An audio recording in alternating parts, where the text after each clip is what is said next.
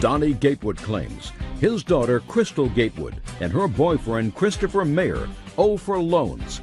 The defendants are countersuing, claiming Donnie put sugar in Christopher's gas tank.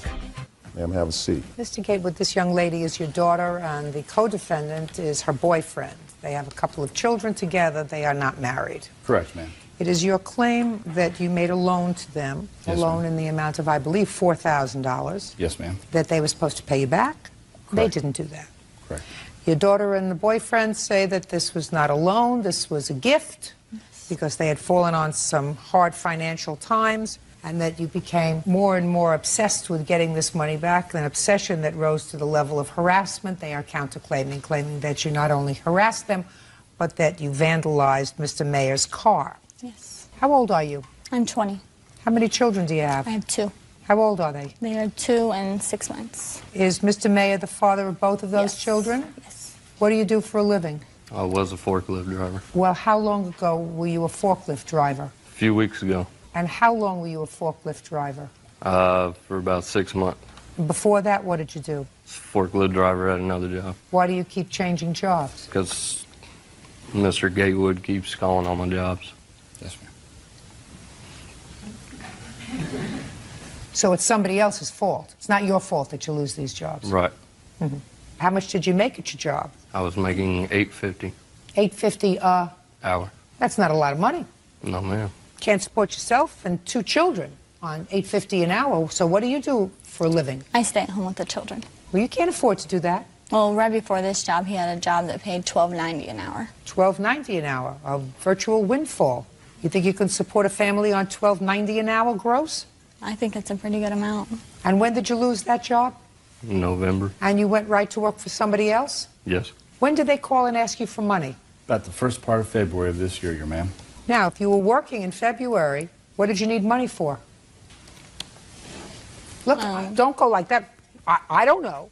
If he's working as a forklift operator at a job that he can support a wife and 2 children, girlfriend, excuse me, why did you call your father for money? Pretty much he continued to lose every job right around 3 weeks. And each time the boss of the job would call and say, I'm sorry, we have to let you go, but there's a complaint that we got from a person calling in. And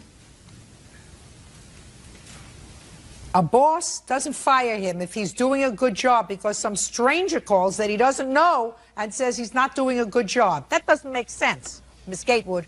Okay, so you called your father and said that you needed money. we actually called him and said, could we stay with you for a while until we got something saved up? So, Miss Gatewood, so you called the person who you thought was responsible for your husband, I keep saying that, I must be old-fashioned, for your boyfriend losing his jobs, job after job after job. So what you did was call him and say, could we come and stay with you? I asked for me and the kids to come and stay. I'm trying to get where you're coming from. You call the person who you believe is responsible for all your bad luck and say, can we come and stay with you? And what did your father say? He said we could stay for a few days, but he'd like to try to find us a place to stay, for us to be stable. Okay, and you said? I said that'd be great. And? We went looking for mobile homes. We finally found one that we could buy for $1,000. So he told us that he would get us a loan to help build my credit. Great. So you went to the bank? Yes. And what happened to the bank? We got a $4,000 loan that my dad agreed he would pay. I didn't have a job at the time. Chris knew nothing about it. Chris knew nothing about it. When you moved into this mobile home that you found, he wasn't going to move in with you? Chris wasn't any part of the loan. He was going to live with me. Just answer my question. Yes, he was going to live there. Well, if he was going to live there, where did he think that you got the money from? I told him my dad was going to help us out.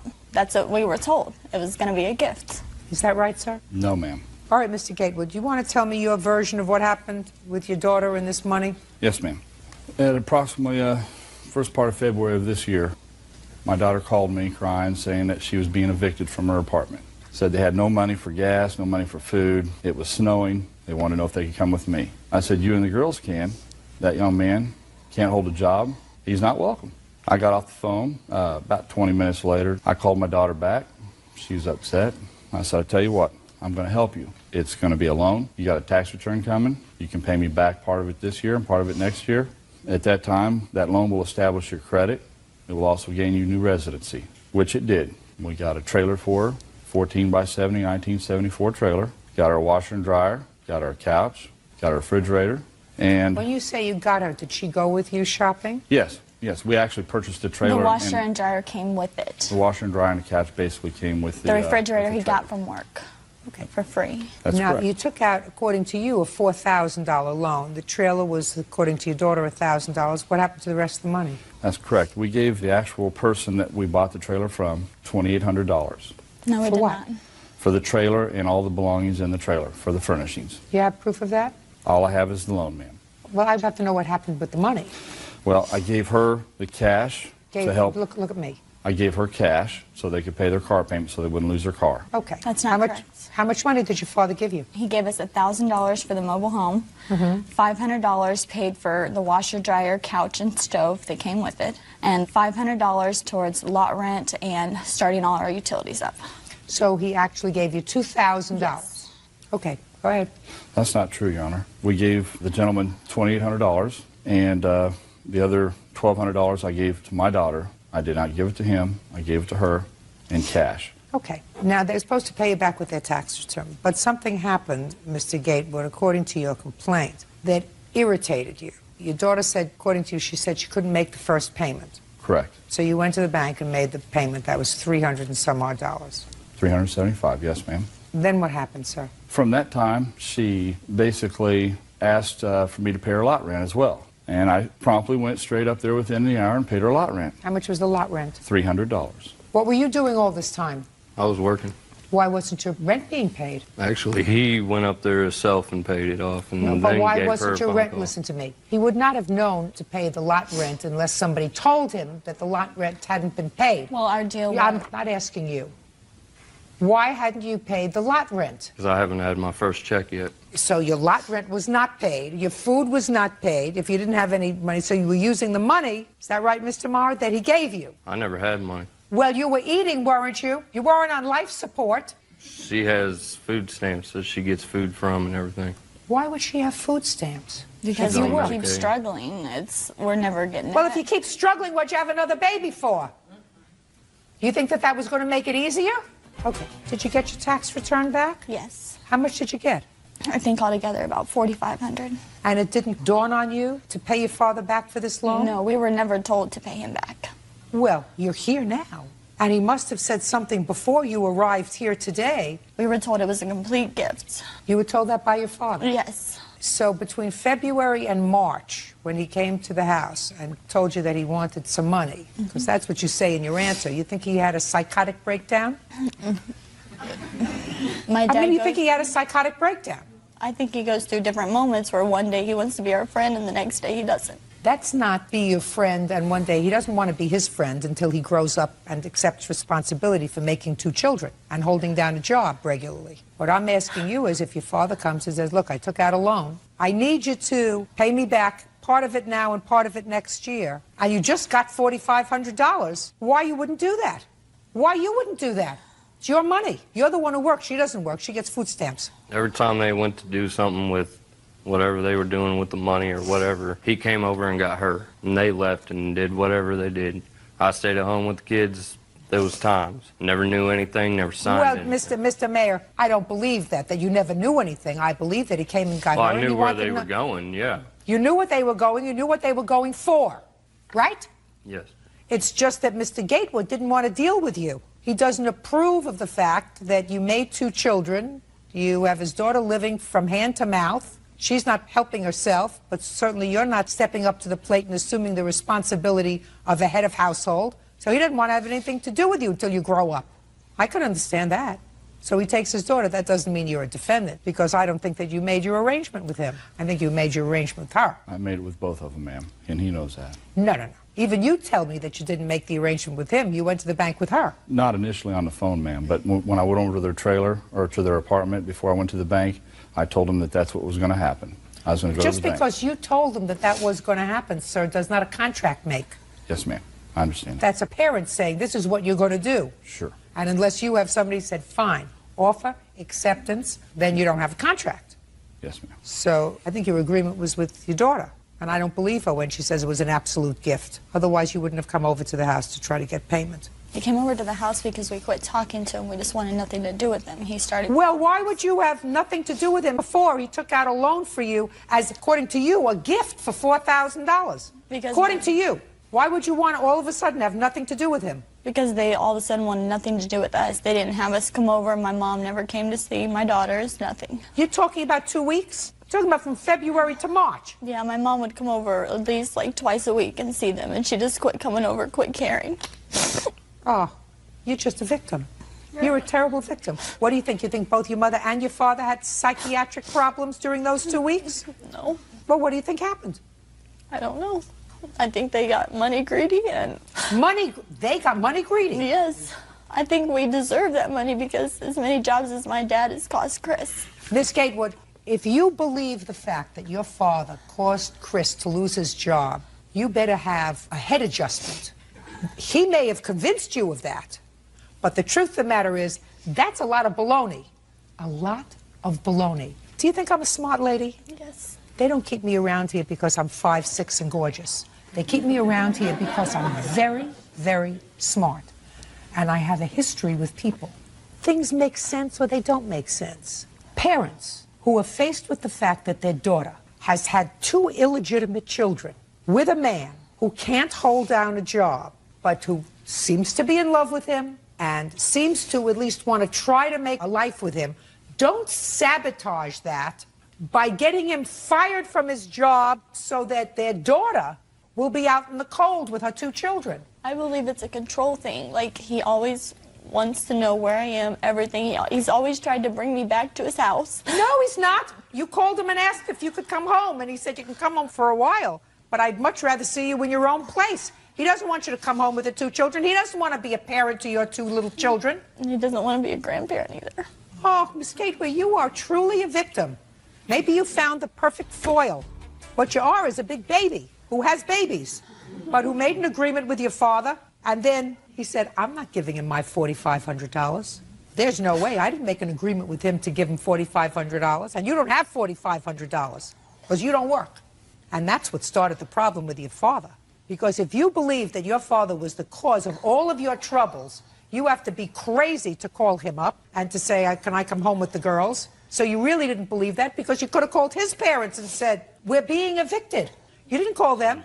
You called the terrible people who were sabotaging your life. Grow up, because your tears don't make it with me. I guarantee you, they shed more tears than you did. No. Bad people. They're really bad people. If you got the fact that you picked somebody who can't hold a job and who can't accept the responsibility for children that he made, that's their fault too. He's there for his kid and he tries. Well, he shouldn't be there for his kids. He should be working. You're there for his kids. And you should be working too. And in addition to food stamps, as long as you're not married, which is one of the reasons you get food stamps, along with the food stamps, there are federal programs that give you free daycare. Put your kids in daycare and get a job. I had a bad influence with the daycare one time. One of my daughters got hurt. Also, somebody else's fault. So get another daycare. And you don't solve your problem by making another baby. I know. Maximum limit that you're suing for is $3,000 on your complaint. On your complaint, I'm awarding you the $3,000 because that's the maximum in your jurisdiction. I have a counterclaim.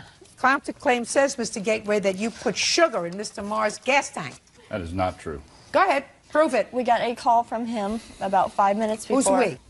Chris received the call. I was over there and also Chris's best friend.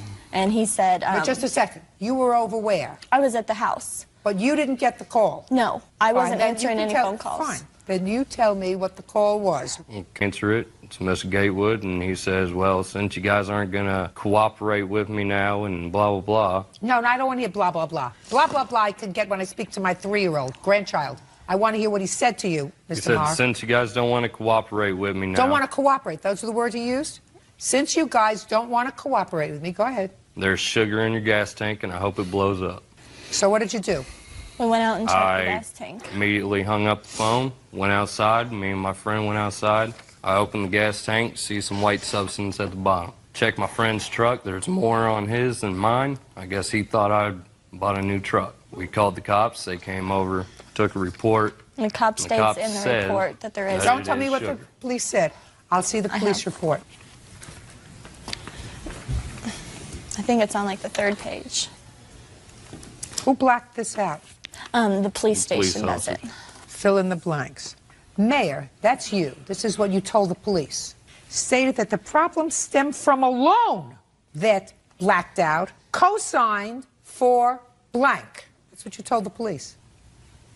According to Mayor, you have been harassing them for the last couple of days, including calling their home constantly. Prior to calling the police, he was speaking to you on the phone.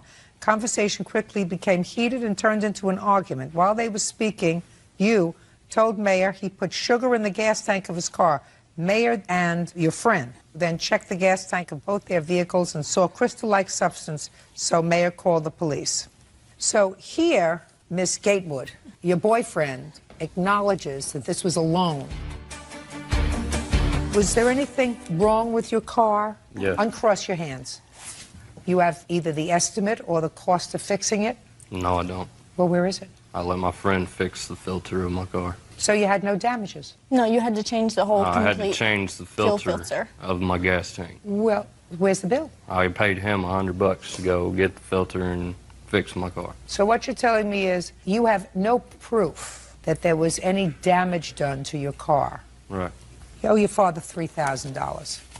Who knows whether he's going to be forever? When people get married in this country today, there is a 52% chance that the marriage will terminate. When people start off like the two of you starting off, the expectation is that statistically you will not know what he looks like in 5 years. Very great. You only have in your life 2 parents. Those 2 people. I would suggest that you think about that. I would also suggest that you think about the fact that certain things make sense and certain things don't make sense. And if it doesn't make sense, it's usually not true. And the fact that he has convinced you that the cause of his problems at work is your father is just ridiculous. It doesn't make sense. And if it doesn't make sense, it's not true. Judgment for the plaintiff in the amount of $3,000. Diana Maddox is suing her ex-boyfriend, Charles Darnell, for the return of Christmas gifts she left in his home. Charles says the gifts went missing. Ms. Maddox, according to your complaint, you dated the defendant for many months.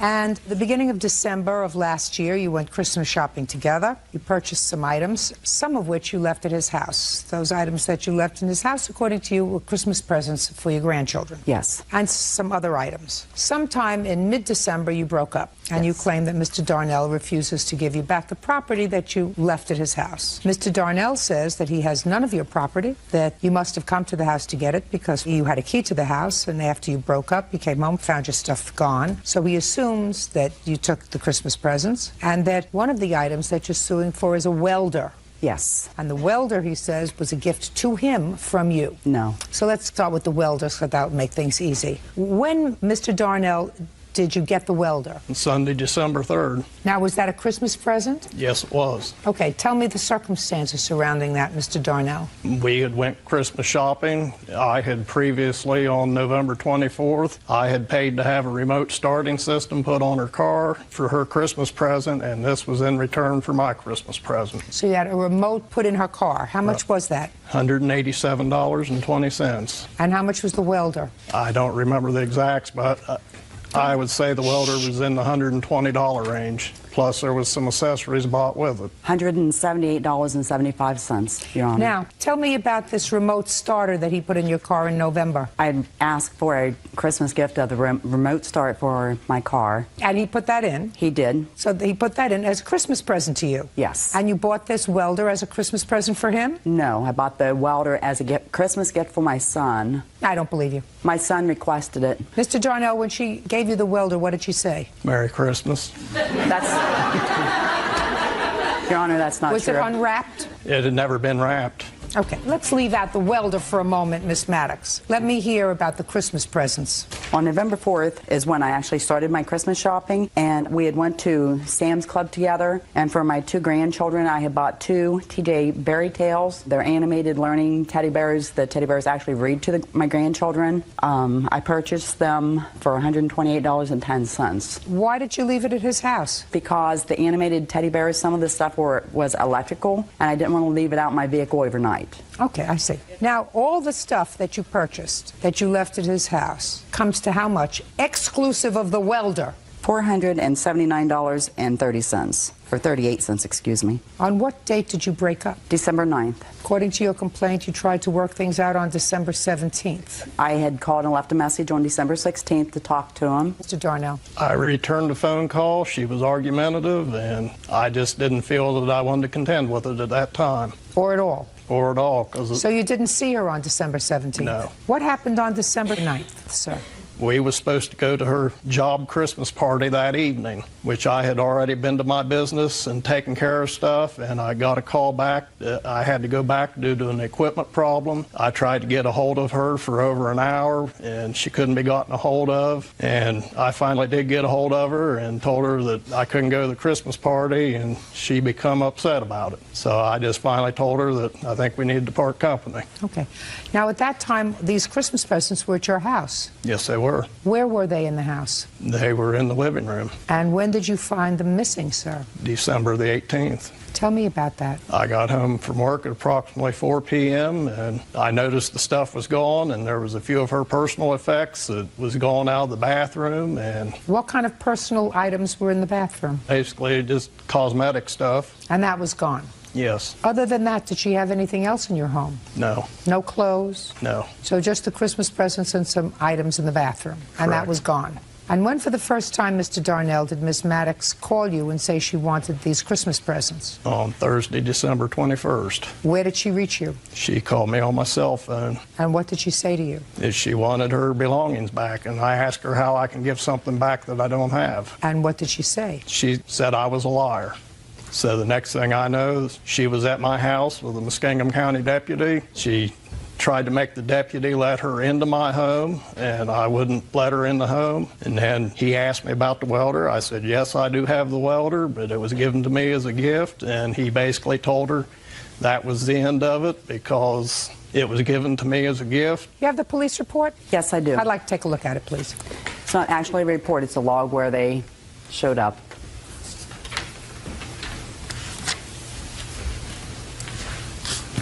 When you called the police, Miss Maddox, to accompany you, what did you tell them? I told them that I saw him loading things into his car and I needed assistance to make sure that he didn't take off with the teddy bears. I thought it was the TJ Berry Tails. When did you see him putting things in the back of his car? On the 21st of December. I had called him, left him a message. He called me back, told me I would never get my belongings back. I had 3 CDs in my car. I didn't want it. That was on the 21st? This is on the 21st. So I went to his house anyway. I handed him the CDs because I didn't want them. I said, could I please get my stuff? And he said, you'll never get your stuff. So I left. I went to some pawn shops. Hoped maybe he had sold them. I could maybe buy them back for my Christmas presents. And they wasn't at the pawn shops. So there's a school behind his house, and for some reason, I pulled behind there and I saw him loading 2 boxes into the back of his car. And I thought they were the TJ teddy bears. I really wanted them for my grandchildren. So I called the deputies to help me get them. Did they look in his car? No. They said it was property. That's why they didn't. Because at that point on me, I did not have the receipts. I have to make a judgment as to whether or not you're telling me the truth. What do you think I'm going to decide? You'll probably rule in her favor. I will. Do you know why? Why? Because she's telling me the truth. That's why. Because I've been in this business for 40 years. And that's why I can tell who's telling the truth and I can tell who's lying. And there isn't a question in my mind that this lady would not have come to court today unless she felt as if you did the wrong thing by keeping her grandchildren. It may have been other things, you know. There were other things other than gifts for her grandchildren. Maybe she would have let it slide. But it really irritated her that because you broke up in a way that was unpleasant, you took her property, which I believe. I don't know what you did with it. You sold it. You have grandchildren. Maybe you gave it to your grandchildren. Maybe you gave it to your friend's grandchildren. Maybe someplace. Maybe you donated it to children. Who knows what you did with it? But there is no question in my mind that you had her property. The welder is yours, Mr. Darnell. I honestly believe you when you said to me that she gave you that as a quid pro quo for putting the starter in her car. And it was an early Christmas present, but not the toys. Judgment for the plaintiff in the amount of $479. That's all.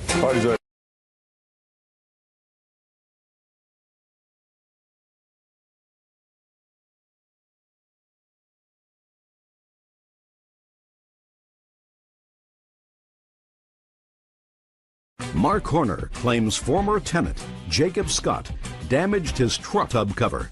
Jacob is countersuing for the return of his bed and mountain bike. Mr. Horner, this sort of comes under the category of no good deed goes unpunished. Yes, ma'am. Is this your wife? Yes, ma'am. And? My daughter-in-law? You and your wife befriended Mr. Scott. He had been a friend of your son's? Correct. And at some point, you allowed him to move into your home. Yes. Where's your family? My parents live in Plainville, Massachusetts. I'm currently residing with them. Was there any reason why you weren't residing with them when you moved in with the Horners? When I graduated from high school, I kind of made a promise to myself that I wasn't going to be one of those kids that stays living with their parents, and I had moved out. And my roommate at the time decided he wanted to move back in with his parents, and I still, you know, didn't want to move back in and be one of those kids. And they had offered for me to move in and pay rent, so I took them up on the offer, and I was paying $75 a week to live with them. And you were also doing some work for them? Yes, ma'am. I was working for Mark as a maintenance worker, and I had also worked during the Patriots games for Mark at one of his sausage stands. That's your business? Yes, ma'am. Okay. So this is what the lawsuit is about. At some point, Mr. Scott was driving a truck of yours, and he rear-ended somebody and caused some damage to the front end of your truck. Yes, ma'am. You agreed with him that he would either pay the deductible, which was $1,000, or fix the truck. Yes. Did you do either of those two things? No, ma'am. When this originally happened... No, I'm just answering my question. So the answer is no. No, ma'am. And sometime later, you and your wife were going away for a holiday. Mr. Scott was remaining in the house, and according to your complaint, you said to him, no parties. Correct. You came back unexpectedly because there was a death in the family, and you found evidence of party. Looked like he partied like a rock star.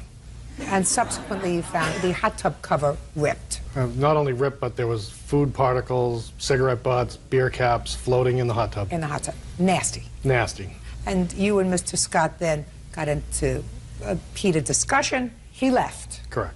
And when he left his bed and his bicycle, which he wants back, which is the subject of his counterclaim. Yes, ma'am. He says that you told him until you sign a promissory note to pay for the damage to the hot tub and the truck, you don't get your stuff back. Correct. Mr. Scott says that you told him to forget about the truck. When the accident had originally occurred, the deductible, I was told the deductible was $500, and we had come to an agreement where I wouldn't have to pay it because the person he was supposedly selling the truck to hadn't paid anything for it, and the truck was 13 years old and had over 200,000 miles on it, and it was only about a softball-sized dent in the front bumper. I have pictures of the truck. Okay, so according to you, he said forget about it. Yes. And about the damage to the hot tub? Actually, I have my witness here, Leanne. She's a friend of mine. She was at the house Sunday when they had come home, and she can testify that there was no rip in the hot tub cover Sunday when we were done, and we were not the last people in the hot tub cover. I had come home Tuesday night with a friend of mine, and Susan and Mark's daughter-in-law and her husband, Susan's son Peter, were in the hot tub, and we believe You mean that... with the sausages and the cigarette butts? No, that stuff had been taken out and cleaned. Mr. Scott, the Horners allowed you to live with them, and Mr. Horner is no question asked you not to, no parties. You violated that trust by having a party. We had actually, I had only had about 5 friends over. Throughout the entire time that you were there, Mr. Scott? No, but I never Mr. threw on a Scott, party look, there, I no. want you to watch. Do you understand? Yes, ma'am. I've had 20-year-olds, a whole gaggle of them. When 20-year-olds know that there's a free house, it's never just 5 people. Mr. Scott, do you understand? So if you want me to believe other things that you're telling me, and I'm sure you do, I'm going to ask you again. How many people were at the house? There was only 5 people there. At one time? Yes, because I had lived in 2 previous houses before I moved in with Mark and Susan, where I'd paid the mortgage myself, and I had pretty much gotten the partying out of my system. I quit drinking. I don't drink anymore, and it's just, we were hanging out, having a good time, trying to unwind on a weekend. Well, who do you think it was that was a pig in the group of 5 that you had then, who put food in the hot tub and cigarette butts and cans? Which one of your 5 friends? It was my buddy Greg. He had admitted to it. He had admitted to it before they found it?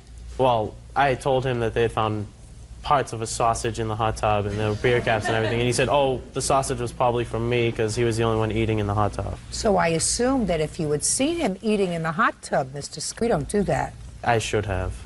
Did you see him? I did, and I didn't say anything to him. Did you see him smoking in the hot tub? I did. Everybody was smoking in the hot tub. And throwing their cigarette butts in the hot tub? I didn't see anybody throw a cigarette butt in the hot tub. And Well, did you take out ashtrays for everybody? There were ashtrays out there. Did anybody use them? You must have been aware of that unless you had been drinking. Yes, ma'am, people did use them. The next day, when we were going through the hot tub, we had only found parts of sausages in the filter.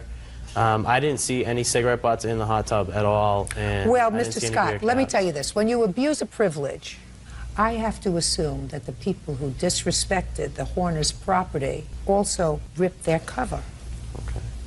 Because otherwise, why would Mr. Horner claim, after being so nice to you, they were nice to you, weren't they? Well, the whole relationship we had was there was a lot of verbal abuse there. Mark especially was constantly putting me down, calling me, and I'm quoting him here, he was always calling me a dump. Him and his wife were both always calling me a dump. He called me pardon my French, on numerous occasions, and he used to go around bragging to everybody that I was his, because I was helping out around the house and still paying $75 a week. And I had just, at the time, I had just gone with all of this because I didn't want to cause any tension because I was living there under their roof. Do you have children? I do. How many children? I have 3 children. How old are they? My oldest is 23, and then I have Where is the 23-year-old? my 23-year-old is in the service. He's stationed at Fort Campbell in Kentucky. And then you have I have a 20-year-old. Where is that child? He lives with his girlfriend. Well, that doesn't warm my heart. And what else? And I have a 16-year-old at home. And I have a 9-year-old. Who lives with? Her mother. Who you visit? Constantly. And support? Yes. Mr. Scott says that you called him a lot of vile names. Is that true? I definitely called him a dump. When did you do that? He got, I believe it was his 12th or 13th moving violation and lost his driver's license. So we particularly told him that he was a dump for that. He lost... Just a second. It was my 8th in 4 years. Just a second. 8th in 4 years? Yes, ma'am. He's right. Ma'am, that wasn't the only occasion. Just a second. Well, I'm going to get the rest of them. But right now, that would have been worth at least a couple. You know, I could tell that you are presenting yourself as a young man who is totally responsible and thoughtful, and you sound that way. Thank you. But I'm looking at these people and I'm saying to myself, this is not a couple that brought you into their home to use as a slave and berate you. So I want to find out if they did, in fact, call you a dump, if they had good reason to do that. 8 moving violations in 4 years fits. He also had 2 while he was waiting for his suspension to come over. And so that was worth at least 2 more. Yeah, so they took his license away. Got it? Yes, All ma'am. right. Let's sort of cut to the chase here because I don't want to torture you any further. Thank you. You have to... You're welcome. Because I don't want to hear anything else about you because you wore a tie to court and speak well, and I'm sure you're going to try to put your life together. This is your... This is my friend Leanne. Not a girlfriend? No. You weren't eating sausages in the hot tub, Leanne. You have to give him back his bed and his bike. He's going to pick it up within 5 days. Thank you. I'd like to see the pictures of the truck. Ma'am? What? The one thing I'm concerned about with the bed is there was an incident back when Mark's father died. He was having some trouble with his brother, and he had actually taken pictures of him urinating on his brother's bed. And I'm just worried that they had done something to my bed while it was in their possession. I'm not going to dignify that question with an answer. Do you want your bed back or not? Yes, ma'am. I have pictures of the bed, Your Honor, if you want to see them. No, I don't have to see pictures of the bed. I'm looking at the front end of this truck. It looks like a little dent, sir. Does it interfere with its driving? It does not interfere with its driving. There's a tow hook that was smashed off the bottom of it. The grill is cracked. I have an estimate here from the body shop. Let me see the estimate.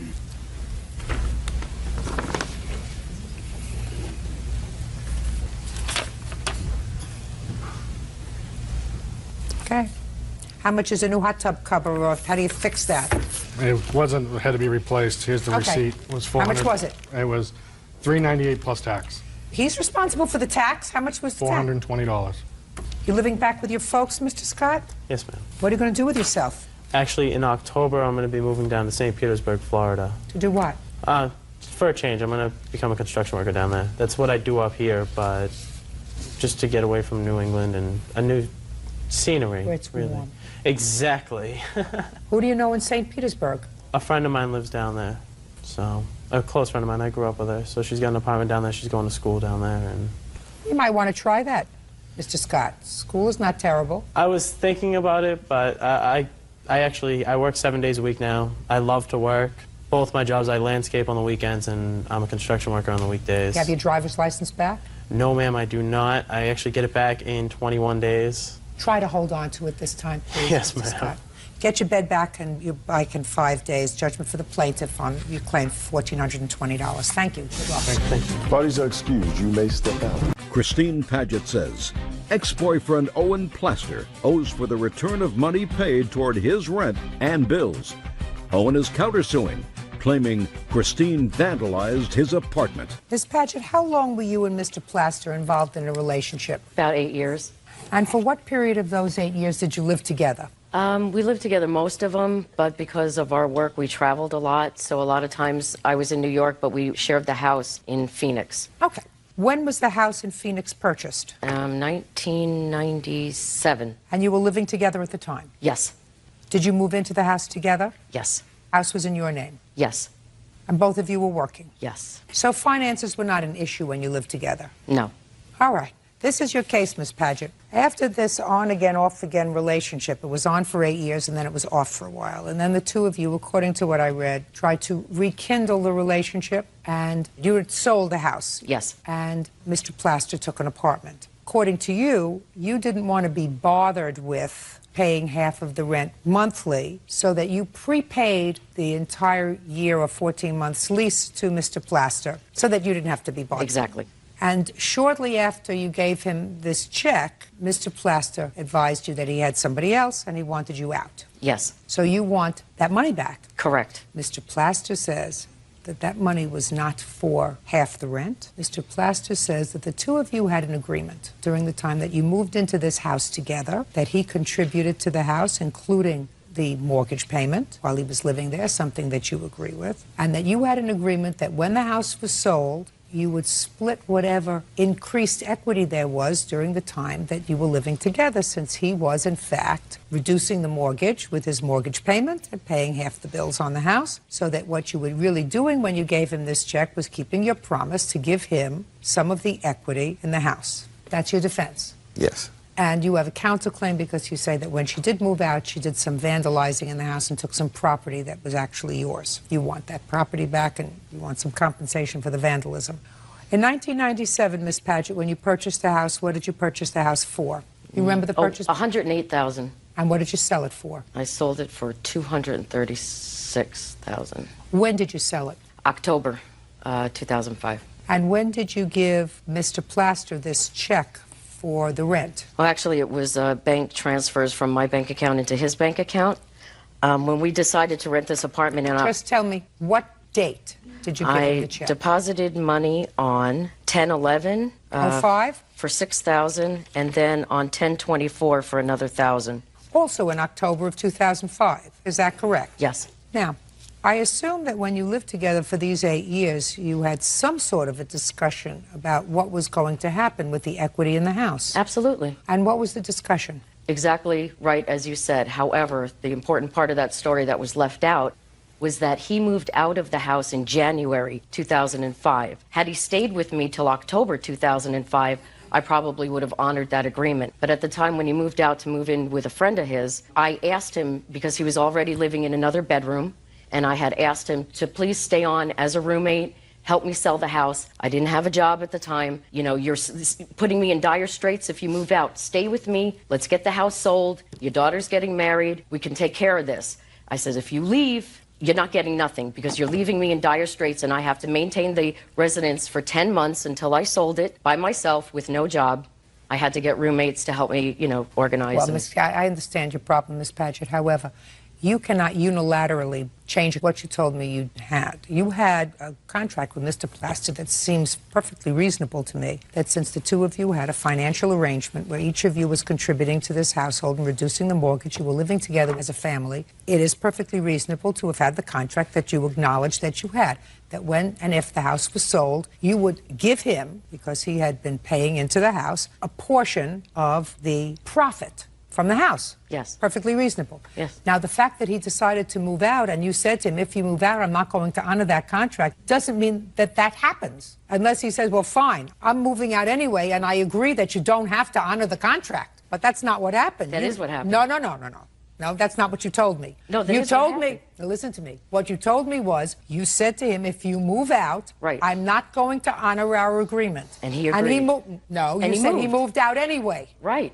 Well, that's not agreeing with you, madam.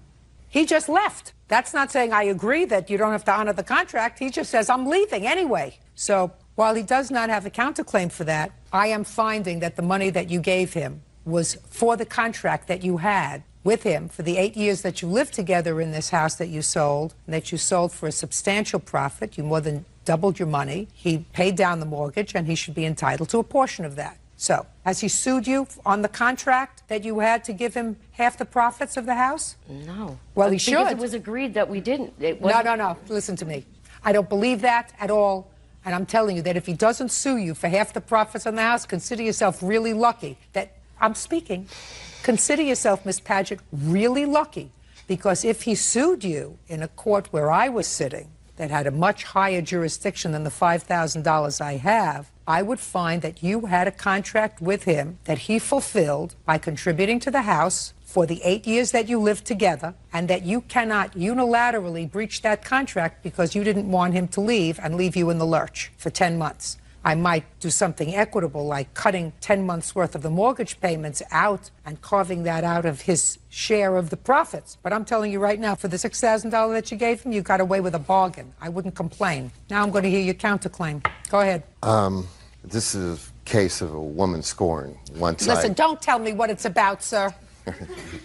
Don't tell me what a case is about, sir. I'm asking you whether you have a legitimate counterclaim that you want me to hear, or whether you just want to forget it. Well, once I let her know that I was seeing someone else, she came to get her things, and I gave her a few days in the apartment to get her stuff out. And when I returned, I've got photographs of the vandalism. I'd like to see the photographs, Bert, please. And I've got lots of notes that were left and taped on the walls, just crazy things all over the place. Doors were written on, mirrors were written on, photographs stapled to the walls, photographs torn up, my guitars and other property just thrown everywhere. All of my things that were in boxes were dumped in bathtubs and in closet floors, along with half-eaten hamburgers and just She was trash. very angry.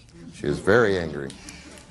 Are you still in that apartment? Yes. How much did it cost you to clean it up? It was very difficult to clean it up. My question was, I saw the picture, sir. How much did it cost you to clean up the apartment? Nothing. Just my own time. So it took your time. Show these photographs to the plaintiff, please. Mr. Plaster, just for my own information, sir, why did you allow Miss Paget to move her things into the apartment if you were seeing someone else? I started seeing someone else after her things were in the apartment. Not before? Correct. We moved into the apartment, but she moved to New Jersey, so she only stayed a few days in the apartment at all. Well, she was sort of hoping that things would work out between you, I assume, which is why she moved her things into the apartment. She didn't move into the apartment for storage purposes. Why'd you trash the apartment? Because he just didn't face me. And I just would like to say something about the mortgage. He did not contribute to the mortgage every month. Miss Paget, He didn't. Paget, I got the information from the two of you before I started to hear your case. And that was that the two of you lived together peacefully for 8 years. You seem like an intelligent woman. You both worked. According to the both of you, each of you contributed to the running of the household, and that money was never an issue. And being an intelligent woman, myself, I have to assume that if he wasn't paying his fair share of the house, you wouldn't have kept him around for 8 years. What I'm telling you is the law says just because you say the agreement is over doesn't make it over. But he moved out. I don't care whether he moved out. Miss Paget, I'm going to try one more time, and then I'm not going to hear any more from you. Let us say he wasn't ready to move out of the house, but you were ready to sell it Do you think you could have sold the house without his permission? Absolutely. Of course, because the house is in your name. Correct. He's not a slave. He can move if he wants to. That doesn't mean that when you sell the house, he's not entitled to, up until the time he moved out, a portion of the increase in the value of the house, because that was your agreement. Now, you have no right to do what you did here, and he has to be compensated for that, even his time. I paid for the security deposit on the apartment and all the first month's rent. No, just a second. In addition to the $6,000 that you gave him, you wrote a check right out to the landlord? Yes. How much? Well, the monthly rent was $1,100 and something So a it was month. at least $1,100. So it was at least $1,100 Okay, plus now security is that, deposit was. Is that in addition to the $6,000? Yes. Well, then, sir, you can use that $1,100, but you're going to get back to clean up the apartment. Do you understand? Yes. Good. Thank you very much. It's over. Goodbye. Michelle Compton is suing her former roommate, 21-year-old Jamie Klein, for damaging her car when she backed out of their driveway. This is the boyfriend. Yes. You used to be the roommate of the defendant, is that right? Yes. And these two people were roommates while you and your boyfriend were together. Yes. Was there anybody else living in the apartment? Or just the two of you? Just us two. The two of you? Yep. Did you ever live there? No. Did you stay there? Yes, I did. How frequently? I would stay probably the whole month, other than 2 or 3 nights. I'd go spend the night at my mom's or my friend's. So you were there full time? Yes. From when to when? From when Adam told me he got the house with Jamie, and then from the day we left. Well, give me the dates. I don't know that. I don't have a crystal ball. September 1st to, I think March 18th, May 18th, something like that. So you were there all that time? Yes. How did you split the bills? When moving in, I worked at Meijer. I only made about $105 a week, and I had other bills to pay. And I told Adam that I don't have any money to pay any bills, and that if he does want me to stay with him, he knows that he is paying it, and he said that's Miss fine. Klein, Yeah. how did you split the rent? Well, we first on the agreement was just me and Adam, and then when he said she was moving in, I even asked her. I said, well, we need to split it through. Well, I'm working at Myers right now. She did not ask me that. Don't speak. She said... Just a minute. Just ask me. You split it 2 ways? Mm-hmm. Okay. She has a counterclaim that I'll get to in a minute. Okay. It is your claim that Miss Klein damaged your car while backing out of the driveway. Yep. And you want her to pay for the damage to your car. Yes, That's I what do. your lawsuit is about, $1,700. Miss Klein says you shouldn't have blocked her car. And that was your habit. So she nicked it a little bit, and she's sorry, right? You can't hit her car. You're right, but I went up there and asked her 3 times to move her car. She What didn't date come- was that? I do believe it was the 16th of Of what? Of March.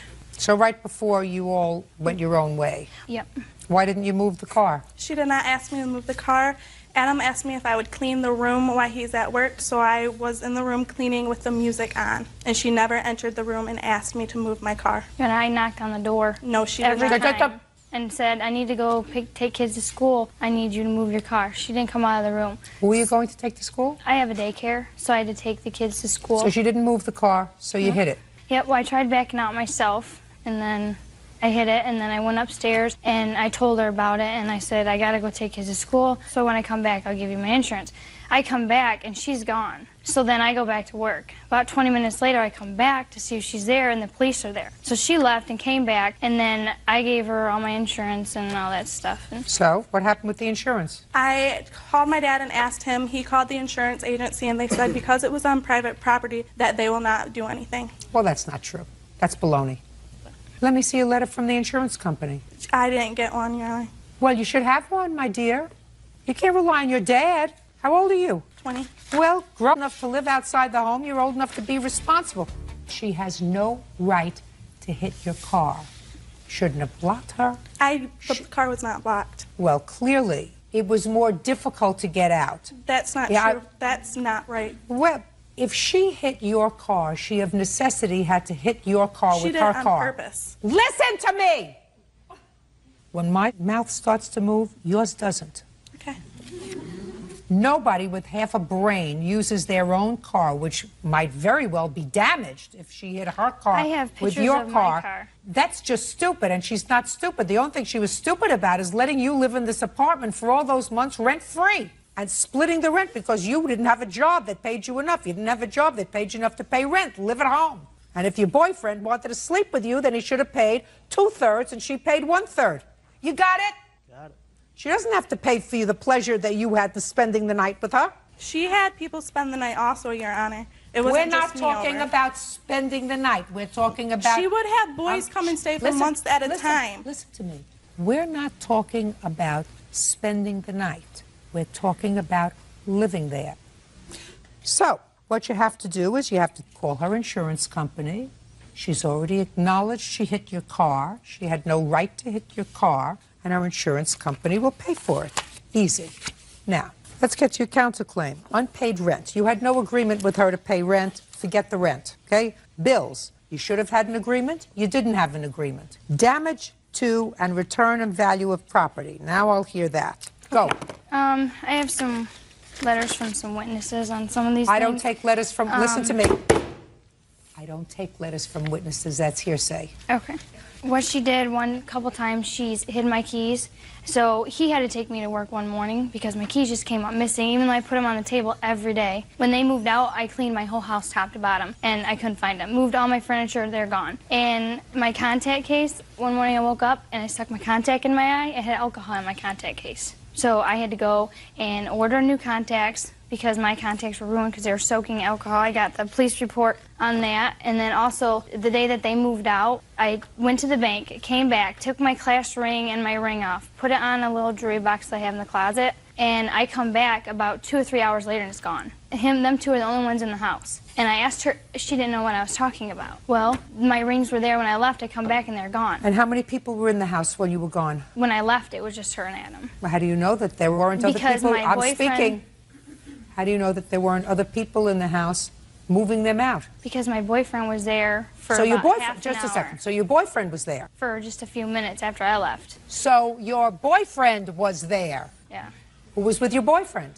Nobody. So now we know of 3 people that were in the house when you weren't there, right? Right. But your boyfriend was there, maybe with other people. I don't know that. Didn't work out. Never works out when 2 people live together and there are boyfriends and girlfriends. You damaged her car. You have to take responsibility for that. You have full insurance on your car, and you've given her your insurance? Fine. You have to use that. Okay. She has acknowledged responsibility. Hitting your car, it was a stationary vehicle. There's no question of fault. Her insurance company has to pay for it. And if they don't, and you have proof that for some reason they decline coverage, well, you can come back. But before you come to court just to get even a little bit, what you have to do is you have to go through the procedure so that you don't bother the judge. Do you understand?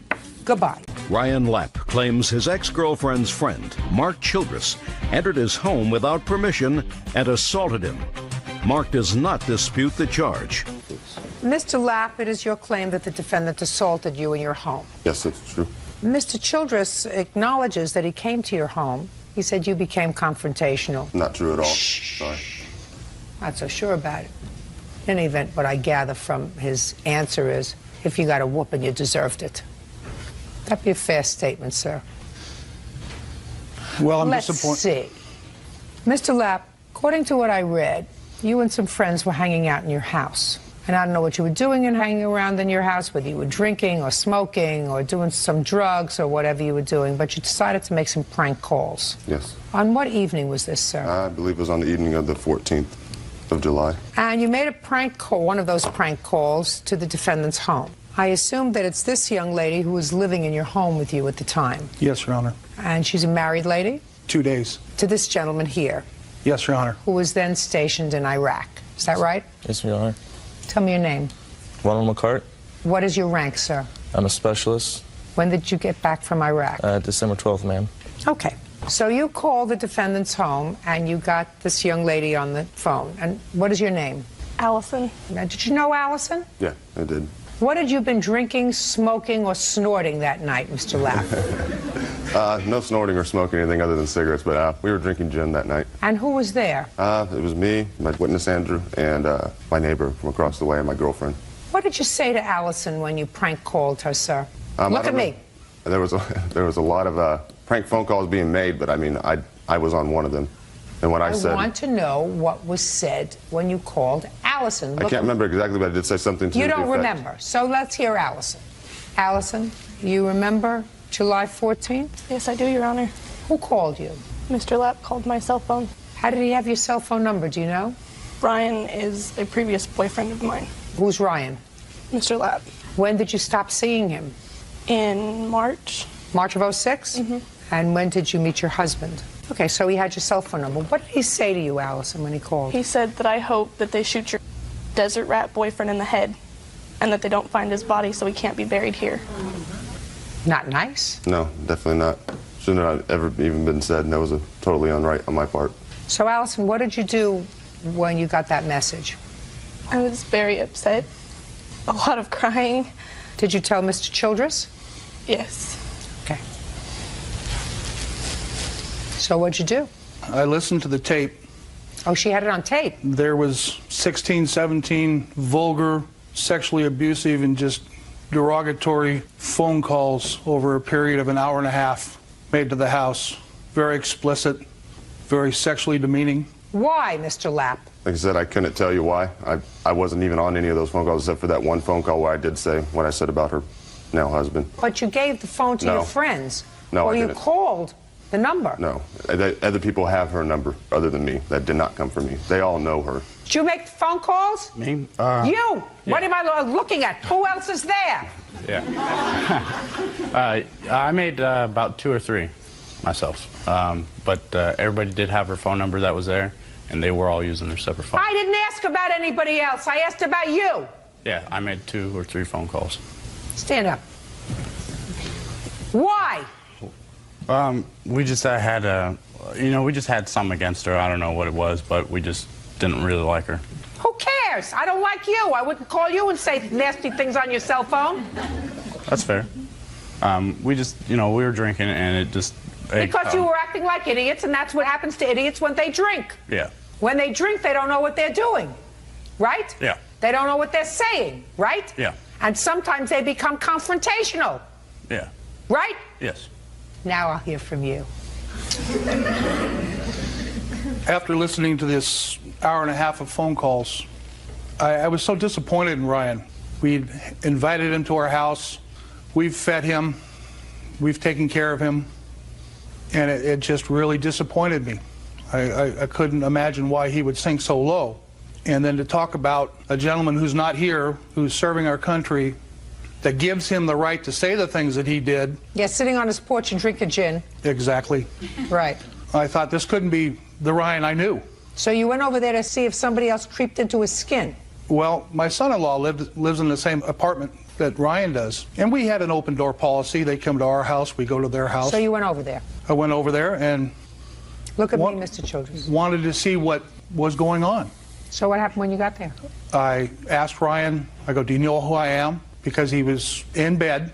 I saw that his girlfriend had just left. So you went into his bedroom? Yes, which is right next to my son-in-law's bedroom. How did you get into the house? The house is open. Okay. It's like do you remember, Yes. Mr. Lapp, what happened? Because you were pretty drunk that night, according to you. Yeah, I wasn't that drunk in the morning, though. Oh, so this Maybe was a little the morning. hungover. This was a little hungover, yes. When he assaulted me, it was in the morning. Go ahead. I woke up, actually, my girlfriend was leaving the house. Once she had left the house, Was she there when you were making these calls, Yes, these she crank was. calls? Yes, she was. She was there for part of the night, then she left and didn't come back. Was she later that making night. any of the crank calls? She was on some of those prank phone calls. What had happened was she had left that morning. He came in after that, and I thought somebody was coming to my bedroom. I thought it was my girlfriend returning because she forgot something. It wasn't. No, it wasn't. He locked the door behind him as he came in. Said, do you know who I am? I said, yeah. He told me to stand up. I stood up. He socked me once in the mouth. I fell to the bed. He continued to hold me down and punch me. I couldn't even move. I mean, he punched me 20, 25 times in the side of my face, in my stomach, all through my neck, my jaw. I have the hospital reports of the cervical strain and the contusions to the head and neck for about 3 weeks, which caused me Not going to make any more prank phone calls, are you? No. Prank phone calls are bad. Like I said, it was a stupid mistake, but I don't believe it justifies someone putting their hands on somebody. Okay. Now your version, sir. I asked Ryan if he knew who I was, because I know he had been drinking the night before, and I asked him what was going on. And immediately he said, I didn't say anything, and flailed his arms up. I took a defensive posture and acted accordingly. I thought he was going to attack me, the way he had been talking on the phone.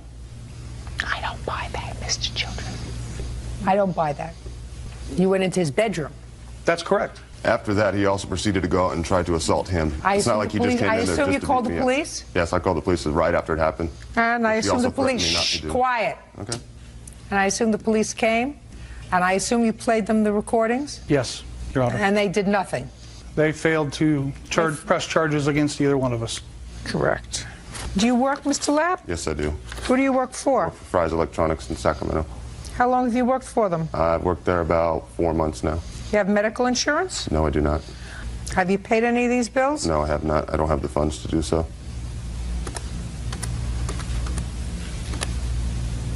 You have $2,099 in medical bills. Yes. Do you have any photographs of your injuries? I did on a cell phone that's broken now, so there's no way to get those. How many times did you hit him, Mr. Childress? Probably between 10 and 12 times. More than that. Way more. Like, I was in the living room when this all happened because, like, you have, like, where I slept in the apartment, you have to walk past me to get to his room.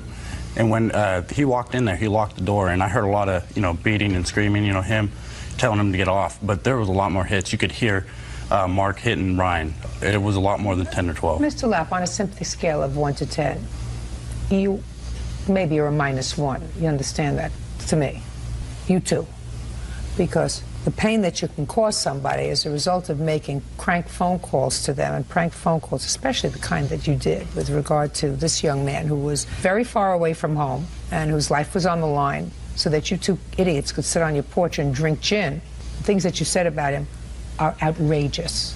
And while I understand Mr. Childress's anger at you, the law doesn't give him the right to go over to your home and to assault you.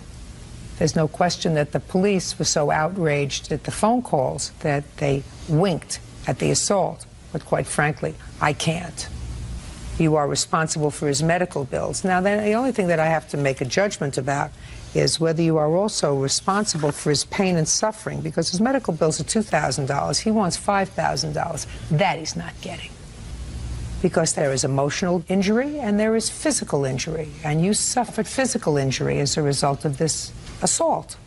Did this young lady sue you for emotional injury? She did not. You think that one can be as dramatic as the other? Yeah. Well, so the swollen face, the black and blue, whatever, suck it up. Mr. Childress is going to pay your medical bills. Judgment for the plaintiff in the amount of $2,000. That's all. Thank you, Your Honor. 27-year-old Angela Solura is suing her ex-boyfriend, 24-year-old Freddie Lara, for a loan to restore his Mustang. Freddie claims Angela paid the bill without consulting him. Mr. Lara, it is your claim that the defendant, who is an old boyfriend of yours, owes you some money. Correct. For a loan that you made to him. The purpose of the loan was to have an old car fixed. Yes. This was a specialty car? It's just, it's going to be a classic soon. It's just a car I always wanted Me to fix too. up. What kind? I clean windows on high rises. That's a pretty dangerous job. Yeah. How long have you been doing that? Like 7-8 years now. Make a good living? Yeah, except when they lay you off. Well, you don't do it when it's windy or snowing or raining. Right. How much do you make a year? Anywhere from 48 to 68,000 a year. And how many people do you support? Just myself. What kind of car is this that you have? It's a 1986 Ford Mustang GT. And your age, sir?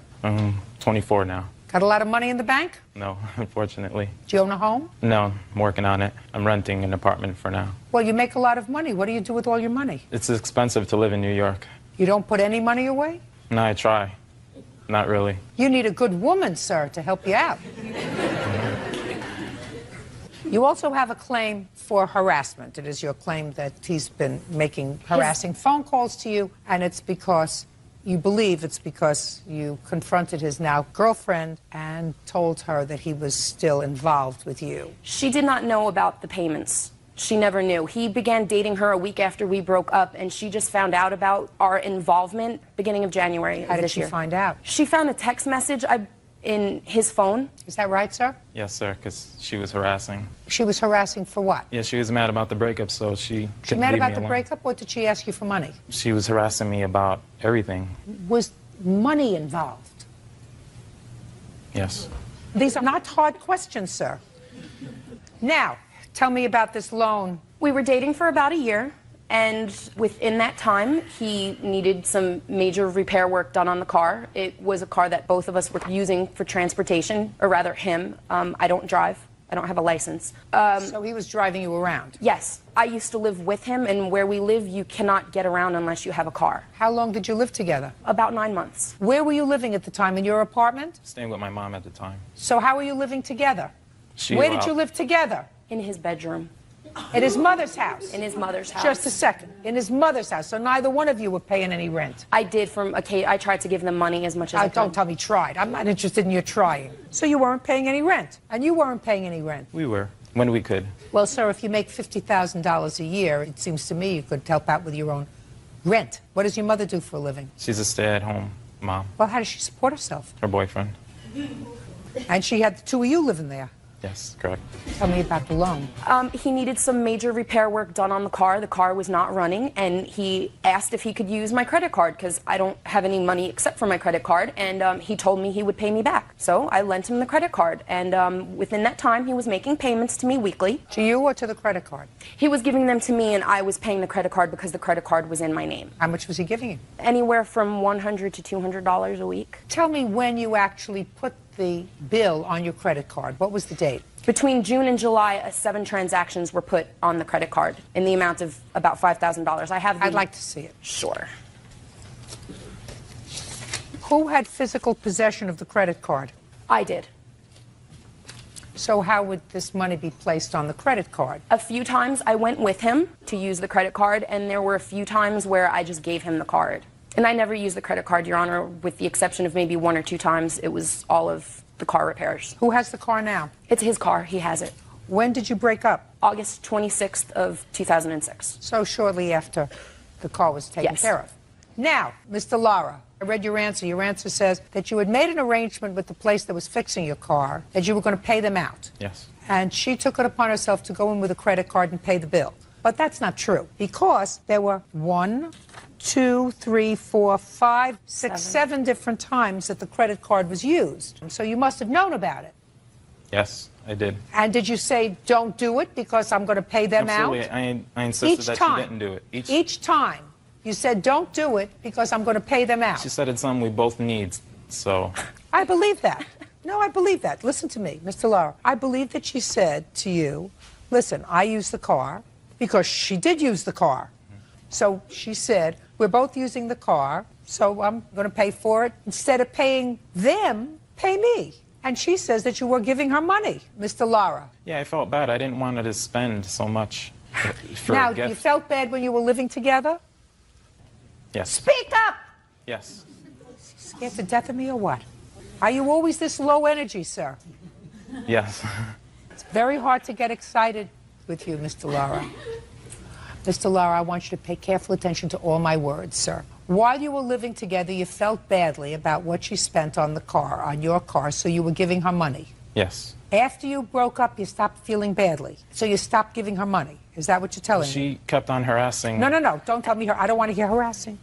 I want to hear while you were living together and using the car together. Listen, I want you to follow the logic of this. You were paying her while you were together and using the car together, right? Yes. After you broke up with her and started to see your new girlfriend and she wasn't using the car anymore with you, you didn't feel badly anymore, so you stopped giving her money. Well, I didn't want it to interfere with my relationship.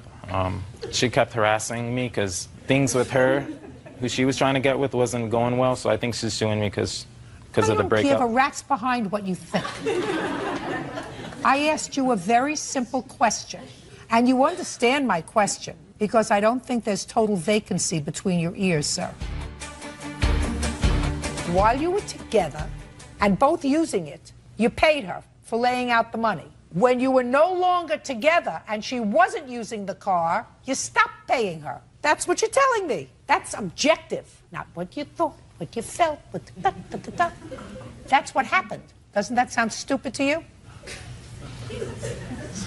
No, because it was a gift. Mr. Lara, I know that you have this word gift in your mind, but what you did in paying her belies the fact that it was a gift, sir. You paid her for the credit card. hundreds and hundreds of dollars, according to her, because she's only suing you for what she claims is the balance, which is $3,400. And the total was close to $5,000 to fix the car. So you paid her a lot of money to pay down the credit card. Do you understand, sir? Yes. Listen, was he more exciting when you were together? He had his moments. Few and far between. He has a problem with confrontation, Your Honor. He has a problem with confrontation? Yes. Oh, and I love confrontation. That's why we don't get along. Judgment for the plaintiff in the amount of $3,400. That's all. Thank you. Thank you, Your Honor. 24-year-old Brandy Evans is suing Kathleen Fry and her ex-boyfriend, Patrick Leach, for damage to her car. Brandy claims Patrick was riding his bike when he crashed into her parked vehicle. Ms. Fry, are you the neighbor of the plaintiff? And not of the plaintiff, of the plaintiff's witness. And this is your boyfriend? Ex-boyfriend, yes. How long has he been your ex-boyfriend? Since about last November. And how long was he your boyfriend? About 18 years. That took you a long time to decide he wasn't the right one. Huh? Sometimes you don't think. Was there any particular reason why you terminated the relationship? We just weren't getting along anymore. Did he drink a little bit? No, he never drank. Never? Before we started going out, he drank, but he never drank during our relationship.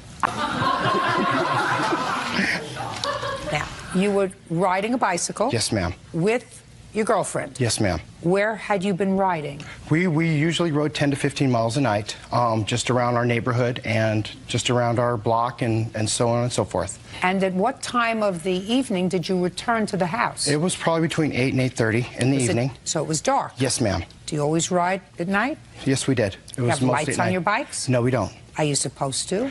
Yes, we are. Probably. Probably, yeah.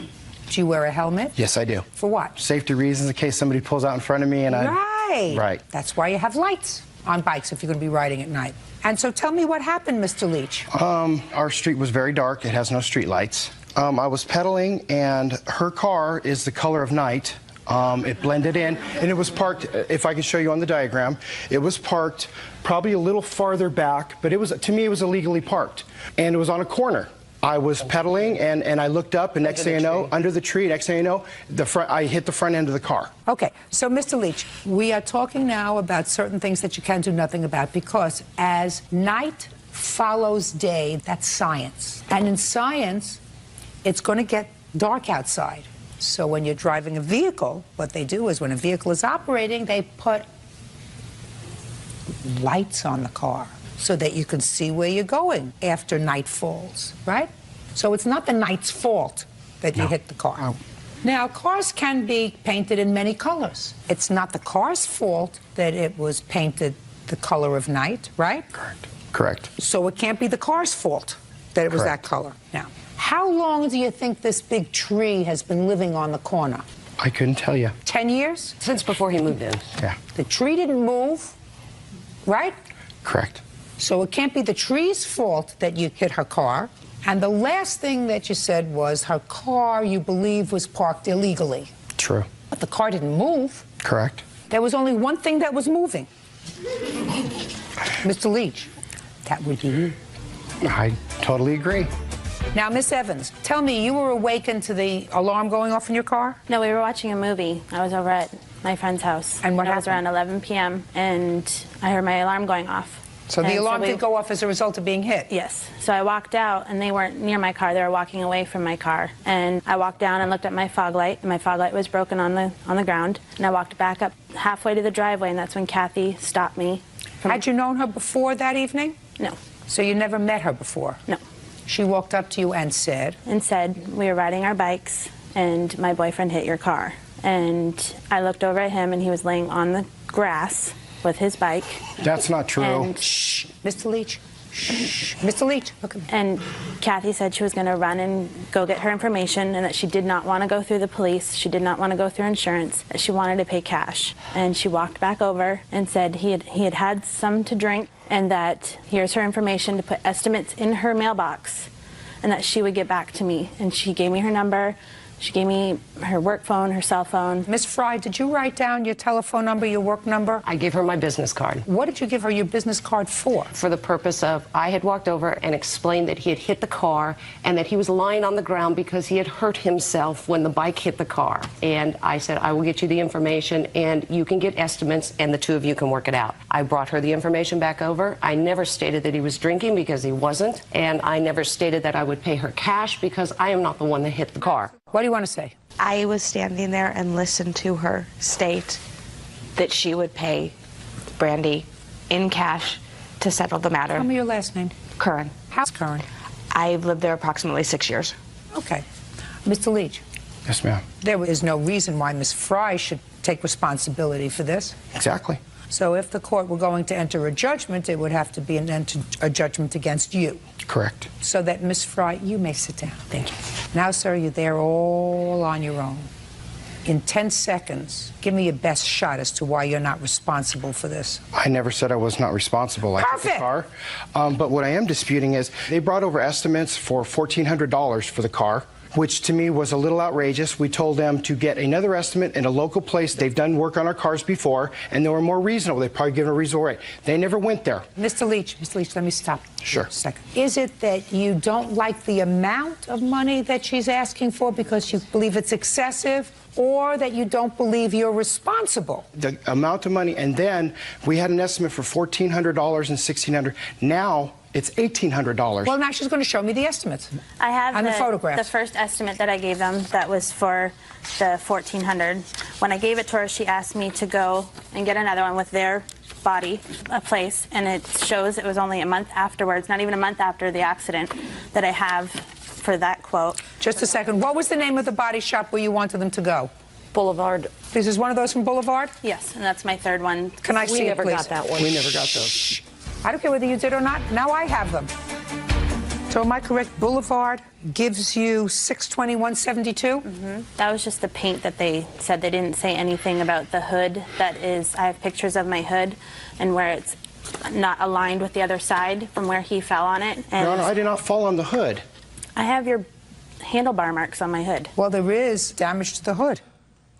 All right, anything you want to say? I just, I want to know. She got an estimate from Boulevard, for just paint. Well, you know what? To me, if I'm going to get an estimate for the body work, I'm just not going to ask for paint for the $600 and something.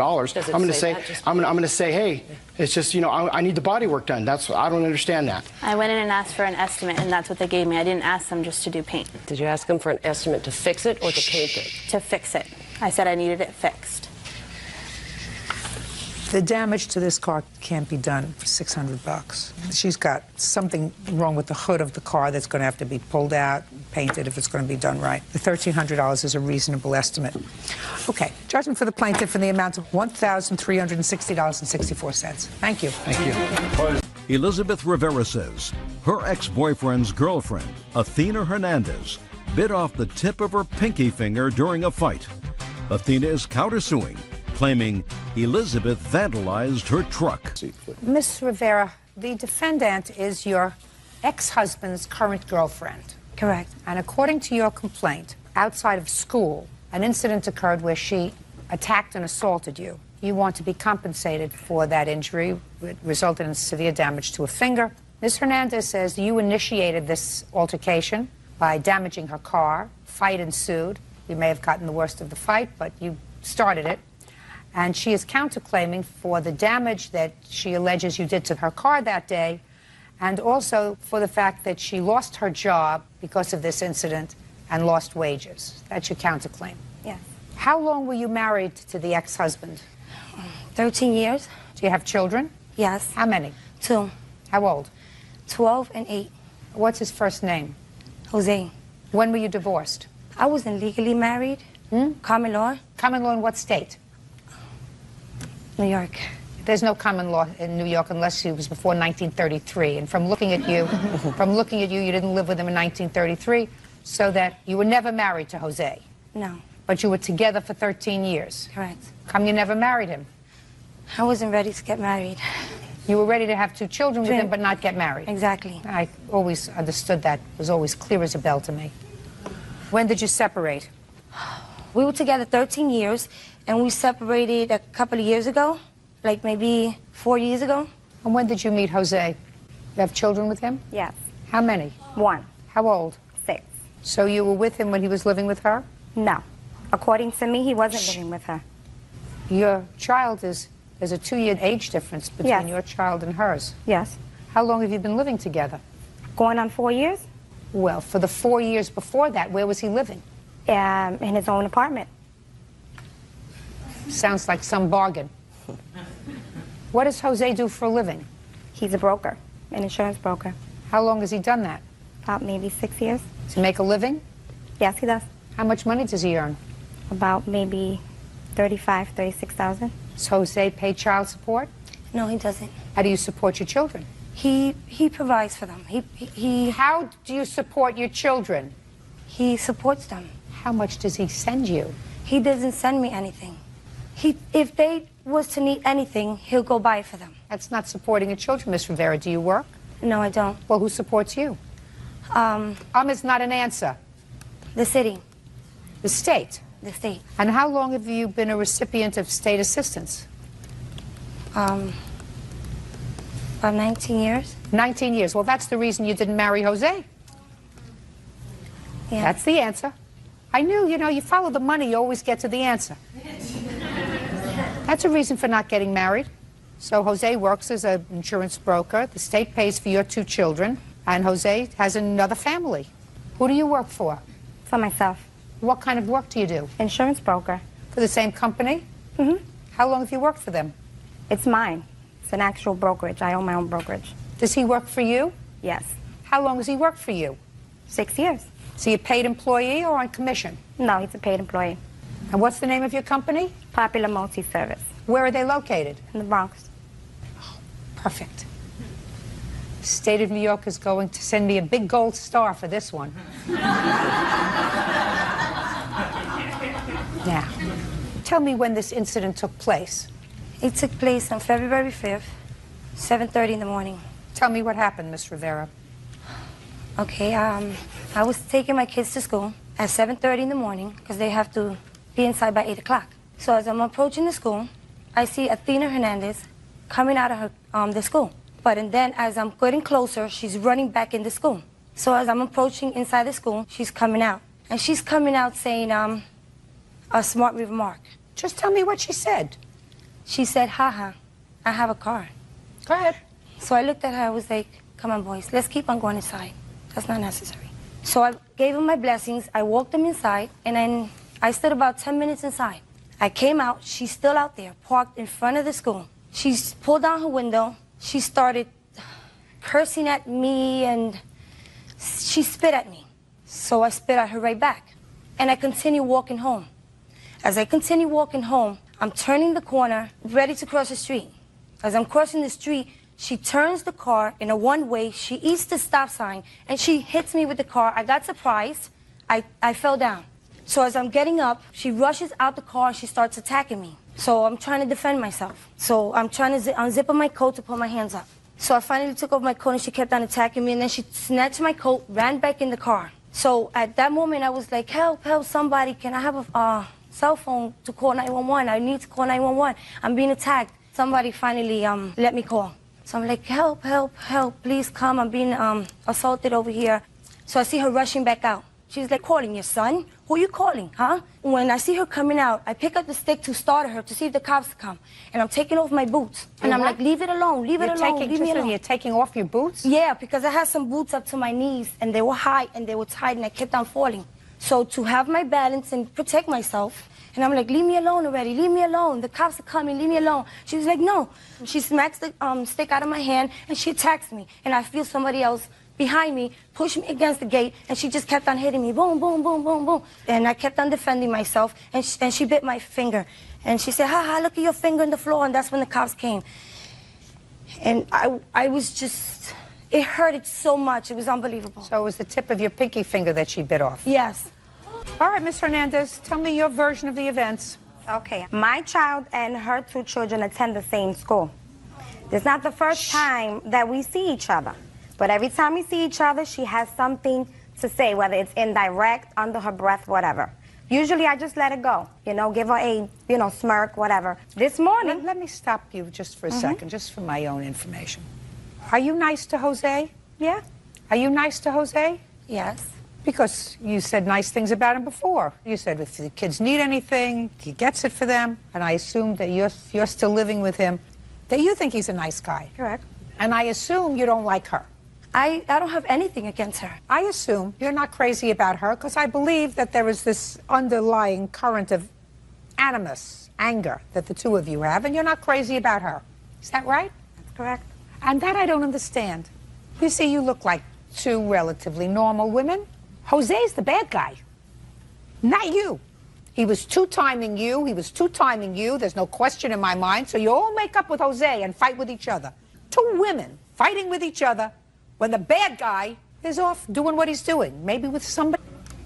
Never can tell. That's his history. That just is so foolish to me. And you're not the first two women that I've seen do this kind of ridiculous fighting over some worthless piece of trash guy who doesn't support his children, lets the state do it, lived a lie for at least 4 years. Why do you look puzzled, madam? Because according to what I know, the state supports her. State supports the children unless he provides support through the court. The state supports her children. That's why she didn't marry him, or that's why he didn't marry her.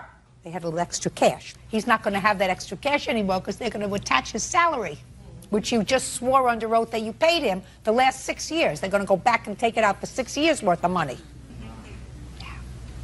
Let's move on with February 5th at 7:30 in the morning. I'm getting out of my vehicle, dropping off my daughter. I run into school. It was freezing that day. As I'm leaving the school, she's entering the school with her 2 children. She tells her oldest son, I'm just effing showing off. I look at her, I said, you know what, why don't you just take your kids into school and shut up? I don't have effing time for this. I'm going towards my truck. Nice talk in front of the children. I go towards Both my of you. truck. Both of you, as a matter of fact. Because I absolutely believe that that happened. First of all, okay. I go towards my truck. She puts her kids through, there's one door, second door, leaves them in there, runs back out, starts taking off her coat, telling me I've been dying to kick your for the last 8 years. Get out of the truck. I'm in the truck and I'm laughing at her while she's taking off her clothes. Mind you, it's 8 degrees outside.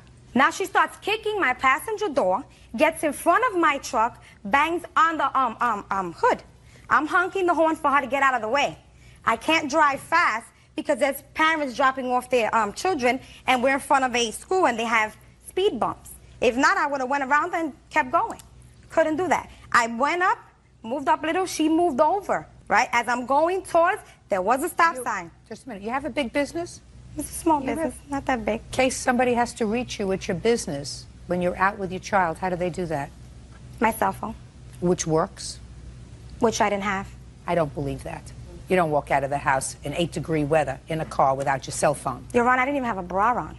I don't care whether you had your bra. You may go out without a bra, but nobody goes out without their cell phone. So I don't believe that. Okay. Absolutely don't believe that you didn't have your cell phone. So if you have this nut banging on your car looking to fight with you, what is the last thing you do, Miss Hernandez? The last thing you do. You have a nutty person, takes off her coat in 8-degree weather, starts banging on your car, damaging your car. What is the last thing a woman does? Gets out of the car. So what I want to know is, how did her finger get bitten off if you stayed in the car? I didn't stay in the car. Why not? Because she spit at me through the window. First of all, why is the window open if it's 8 degrees outside? Because when it's 8 degrees outside, when I used to live in New York, the first thing I did was make sure those windows were up and the heat was on, not keep the windows down. So why, Miss Hernandez, were the windows down? I rolled down the passenger window. For what? To curse her out and tell her to go home. Got it? Got it. You have some crazy person who's attacked your car, who's hell-bent on attacking you. Why in the world would a businesswoman who has apparently a successful small business, so she's savvy, why would she get out of a car where she's safe to confront some lunatic? Years. Why would you do that? Because I was tired of her. I was tired of her. So you got out of the car to beat her up? No, to return the favor. Oh, no, no, no, no. No, no, no. Don't believe that for a minute. Not for a second. I believe you got out of the car to beat her up. That's what you did. You got out of the car to beat her up. And Miss Rivera, there isn't a question in my mind that you attacked her car.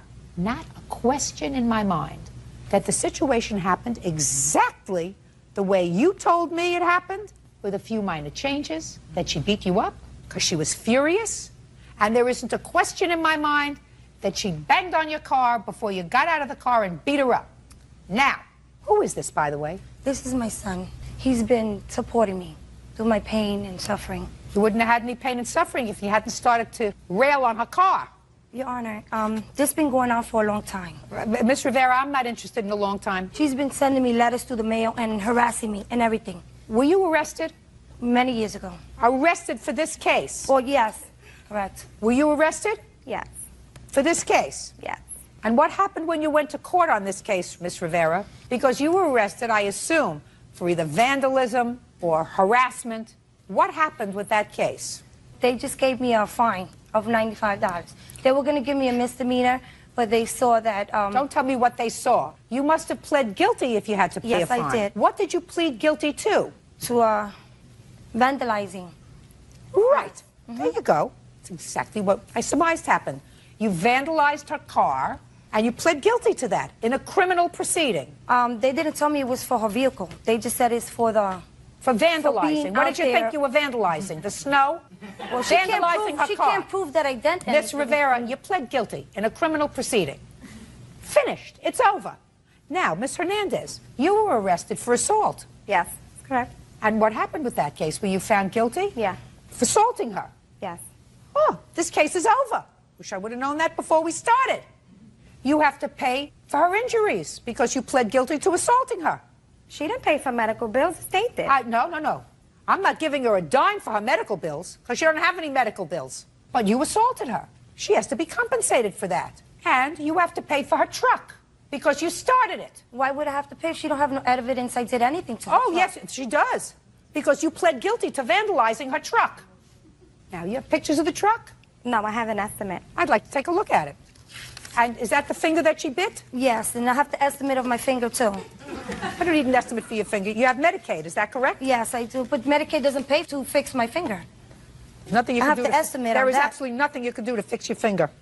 Absolutely nothing. They cannot reattach it anymore. Yes, they could. I have it here. What they're going to do to it and everything. Listen to me. Not at this stage of the game. Now, you have any other children other than these two children? I have one more, which is Jose. That's it? 3 boys, yes. His father is not Jose. No. How old are you? 20. What do you do for a living? I'm a sales associate at Macy's on 34th Street. And I go to college, John Jay. Perfect. You get along with Jose? Somewhat. Smart. On your claim, Miss Rivera, I am awarding you for pain and suffering $1,500. I would have ordered more, except you precipitated this attack by vandalizing her car. But she also... I'm speaking. I'm ruling now. I heard you. I'm awarding you $800 on your counterclaim to fix your car, which I am deducting from her award. Do you understand? Yes, I do. Which means, Miss Rivera, $700, because I've deducted the $800 that she's getting for the truck. I'm speaking, and you get nothing, but you get your truck fixed. Do you understand? Yes, I do. And I'm going to suggest, if you are two decent human beings, and you both made the mistake of falling for Jose, you put this animosity to rest. It should be over. You don't want him anymore. You got him for now. Maybe you won't have him in 5 years, but you got him for now. You may not be happy when they start taking money out of his pay. A whole bunch of money, because that's what they're going to do. That's what the state of New York's going to do. You can't escape your responsibility. If you make children, you have to support them. And is there any reason why you don't work? What are you looking over here for? Is there any reason why you don't work? Yes, I don't work because my reading is not too great. You don't have to read for every job. If you can find me one, I'm willing to work. It's not my job to look for a job for you, madam. No one wants You've to been really on welfare 19 years. It's time to move on. There are lots of jobs that you can do where you don't have to be able to read War and Peace. That's all. Step out. Jonathan Pasquinelli says former live-in girlfriend Laura Weathers owes for rent and bills while he was deployed in Iraq. Bert, would you get the defendant a sweater, please, or have her go outside and get herself a sweater? Okay. She looks cold to me.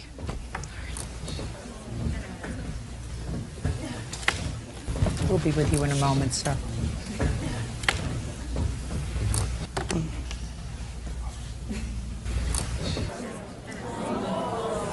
Oh, that's much better.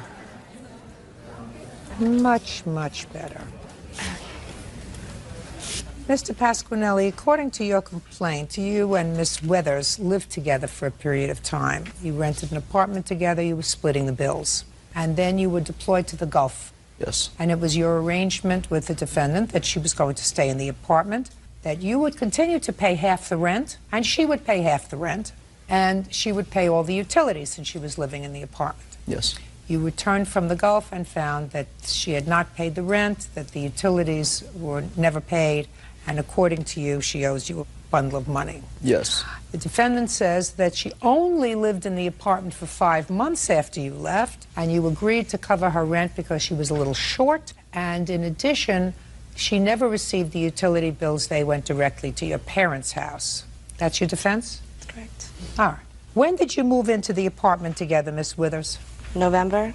What was your financial agreement? That we would split the rent and the utilities while he was How much was away. your share of the rent? $675. Is that correct, sir? No, it was actually $575. And how long did you pay the $575? Up through January, February. Through January. When were you deployed to the Gulf, sir? January 17.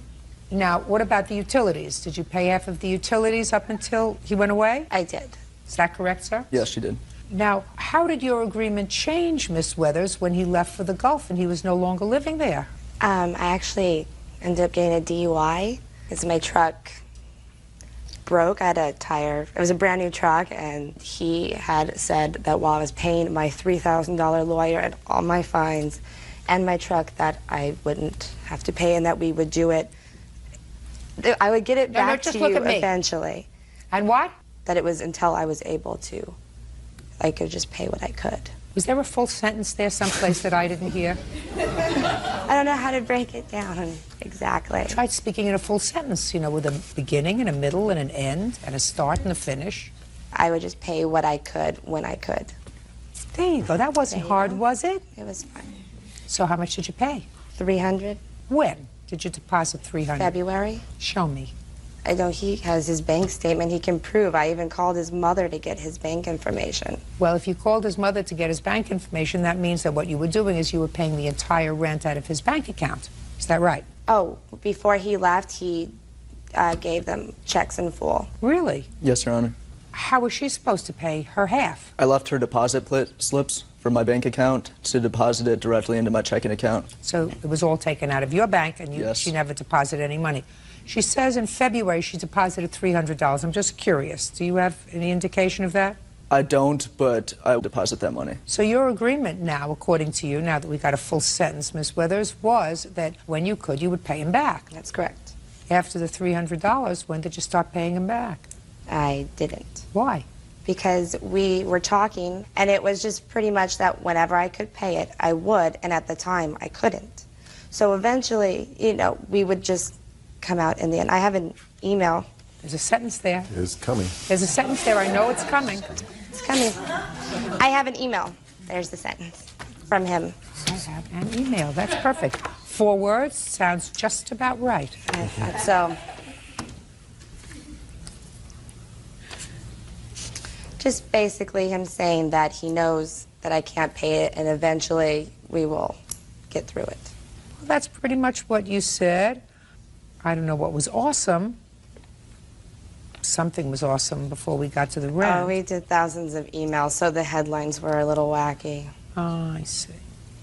And he does indicate here, I know you are trying and doing what you can, and I know you'll get me when you can. So, what are you doing now, Miss Withers? Now I don't understand. What are you doing now? In regard to paying him back, In regard to your life, what are you doing? I'm an accountant. An accountant. That's a good thing. So you deal in numbers. Correct. And who do you work for? I was working for Quintera. Right now I'm in between.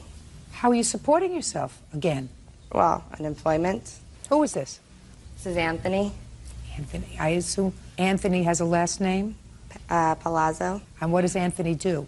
He's also an accountant. He's my boyfriend. Do you live together? Correct. So now you're paying the bills? Yes.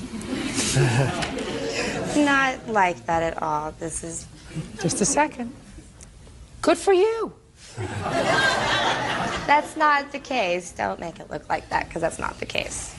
Looks like the case to me. Looks like he went overseas. I'm sure it wasn't easy over there, and he's expecting you to do the right thing. Instead of doing the right thing, you got yourself drunk. You had an accident with your car. It's not his fault that you had to pay $3,000 in lawyers and fines and everything else that you had to pay because of your own irresponsible behavior while he was away. And so my question is, when do you expect to start paying him back? He expected you to pay him back. Actually, before he did this, I had set it up where I would be paying him $300 a month. And he was okay with it. And the next thing I know, I'm getting this in the mail. Right after we had had a phone conversation, I had given him $100 just for that week because he had come back. What did she say when she gave you the $100? She didn't deliver it to me, her boyfriend did. And what did he say? He didn't really say much. Stand up. Anthony. Yes. What did you say when you delivered the $100? I was just the carrier. I was just dropping it off, gave him the 100. Good. So you had a conversation with Miss Withers. Is that right? Correct. And what did Miss Withers tell you about the $100? She said that she owed him $100, drop it off after work. And on my way home from work, I just dropped it off, didn't have any conversation. Anthony. Yes. If my girlfriend with whom I was living, or my boyfriend with whom I was living, said to me, here, take $100 to my ex-boyfriend, I owe it to him, I would ask, what for? Unless you're a drone and just do things as you're told. No, I knew she owed him money. Okay. Now, But what did she you... couldn't Stop afford it, though. speaking. Okay. You knew she owed him money. Yes. Is that because she told you she owed him money? Yes. She owed him. She did not tell me exact amount. What did she tell him she owed the money for? She didn't tell me either. I just And knew. you didn't ask? I didn't ask. You are some inquisitive guy. Thanks. Thanks. You're only interested in the important things, right? That's correct. Oh, that's right. I'm not going there. Anthony, what do you do for a living, sir? You're an accountant? I'm actually a financial advisor. So you're not a dummy, right? No, I'm not. If my girlfriend said to me, I owe my ex-boyfriend money, you would say, what do you owe money for, honey? How much do you owe him? Did you have a payment schedule? What are you going to do? Those are the questions that a normal person would ask. Now, you, Anthony, look like a relatively normal person. Yeah. So don't play games with me, sir. Do we understand each other? We do. You don't want me to embarrass you, do you? No. Any more than I have done already? I'm capable of it, you know. Okay. Now, when did you have a discussion with her about how much and what she owed him the money for? We really never discussed how much she owed. I just knew that she owed him money, and that was it. I didn't really want to know how much. I didn't want to get involved because I didn't want to get in the middle between money because I know how people act around money, so. You didn't want to be responsible. Correct. Now, Anthony. Yes. That's smart. Thank you. Because if you say, how much do you owe, and she tells you, the temptation might be there to say, let me give it to you because I don't want you to have any connection with him anymore. Correct. So you didn't do that. I didn't want to know. And why didn't you want to know, Anthony? Because I didn't want to know how much it was. It could have been a lot, it could have been a little. I didn't want to know. Well, you said I didn't want to know 3 times, and so I'm asking you, why didn't you want to know? Weren't you curious? No. Weren't you a little curious? I was not. Not at all.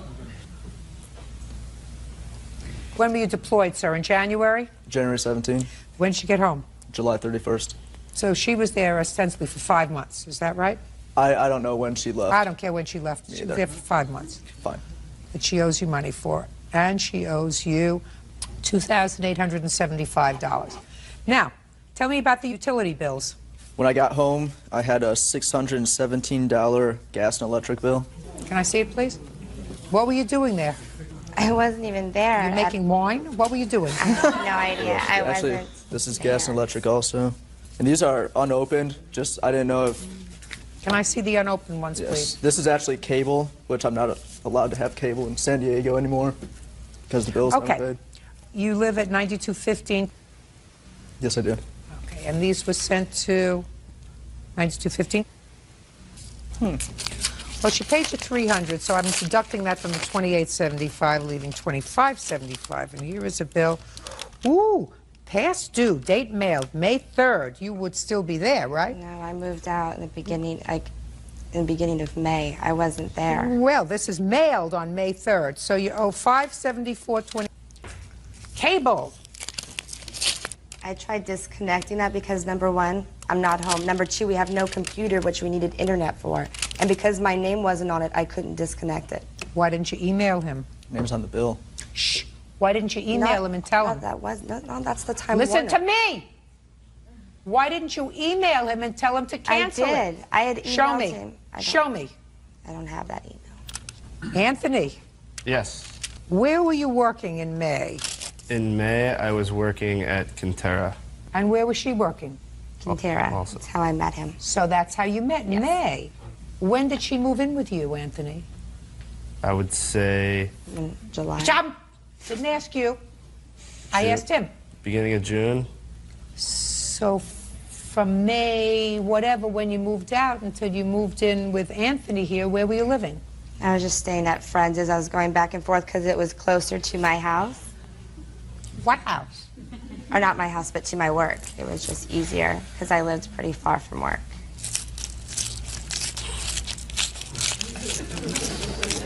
Ever been married, Anthony? No. Don't do this one. You getting the drift? I do, I do. You do get, I know that you get it, Anthony. I'm looking at your eyes. She went wine tasting and forgot to pay the bill in February. I didn't go wine Listen. tasting. You told Sir, listen to me. Very there was a $69 late payment on that bill. $3,688. Sounds good to me. Very good. And say, who is this young lady? This is my sister. Very nice, young lady, very nice. Thank you. Say, thank you. I got home safely, right? Yes. I didn't make any big mistakes over there, and I didn't make any big mistakes over here. Got it? Got it.